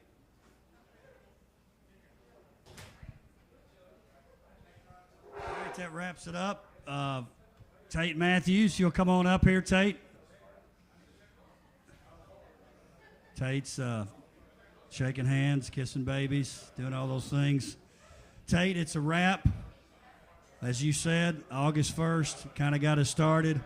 Football Media Day 2022 in the books. Mojo's, tacos. Mojo's is a keeper, for sure. You like, hey, and then for the media members out there, appreciate all you guys being here. Appreciate Outside the Lines for being here. And listen, if we do this for basketball, we're picturing rolling those doors up, be a little cooler in here. But I think it was a pretty good hit. Tacos were great, right? What'd you go with? I went with the chili cheeseburger tacos. You? Fried chicken and chili cheeseburger. It was good. Mix it up a little bit. Lettuce wrap. Hey, and listen, we got to thank again Walker Chevrolet, Brock Daly. Want to thank him for making this happen. He was on board early on in this process, and we couldn't have Media Day, the Wilcos, these events that we have without Brock Daly, that's for sure, and Walker Chevrolet. Nope. He's been there since the beginning. He's the man, the godfather, so to speak, and he's a good partner, good friend. My favorite part, I know you do too, I love listening. We talk to the coaches all the time. These guys do too. We know what they're like, right, and their personalities. I love seeing the young men here at this thing.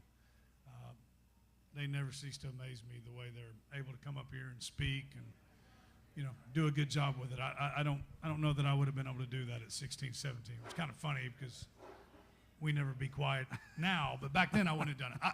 The maturity of them, I think, is really, really impressive, man. Lots of stars. And I love that you're able to showcase this here. Lots of stars. I think last year when it was all said and done, we said a lot of young people doing great jobs, but we gave it kind of to Bryce Sparks. We thought was maybe the star. He was the man. I'm going to tell you, it might have been Chris Parson tonight. Did a great job, and again, a lot of them do a great job. But it is so impressive to listen to these young men come up here and speak. The young women that spoke at flag football last year. By the way, we're excited to announce we have at Summit High School a signing on Wednesday. Campbellsville University. Eva Seaman out there at Summit High School, going to be signing with Campbellsville U. That guy was at all kinds of games, and he got a signee, which I thought was kind of cool. Is that the first? That's the first. That's very cool. So we're excited about that. Basketball Media Day will be coming up. That'll be our next Media Day. We'll have the young men and young women out here. I want to thank Outside the Lines, our student group, for being here tonight. Did a great job starting off. This is their, I guess, second event if you count the Wilco Awards, and we haven't even started school yet. So appreciate, we had 4 of our 7 here tonight, so we do appreciate them as well. Tate, any final thoughts that you want to go back on any of your predictions earlier, or you sticking with it? No, I was confident in them when I made them, and then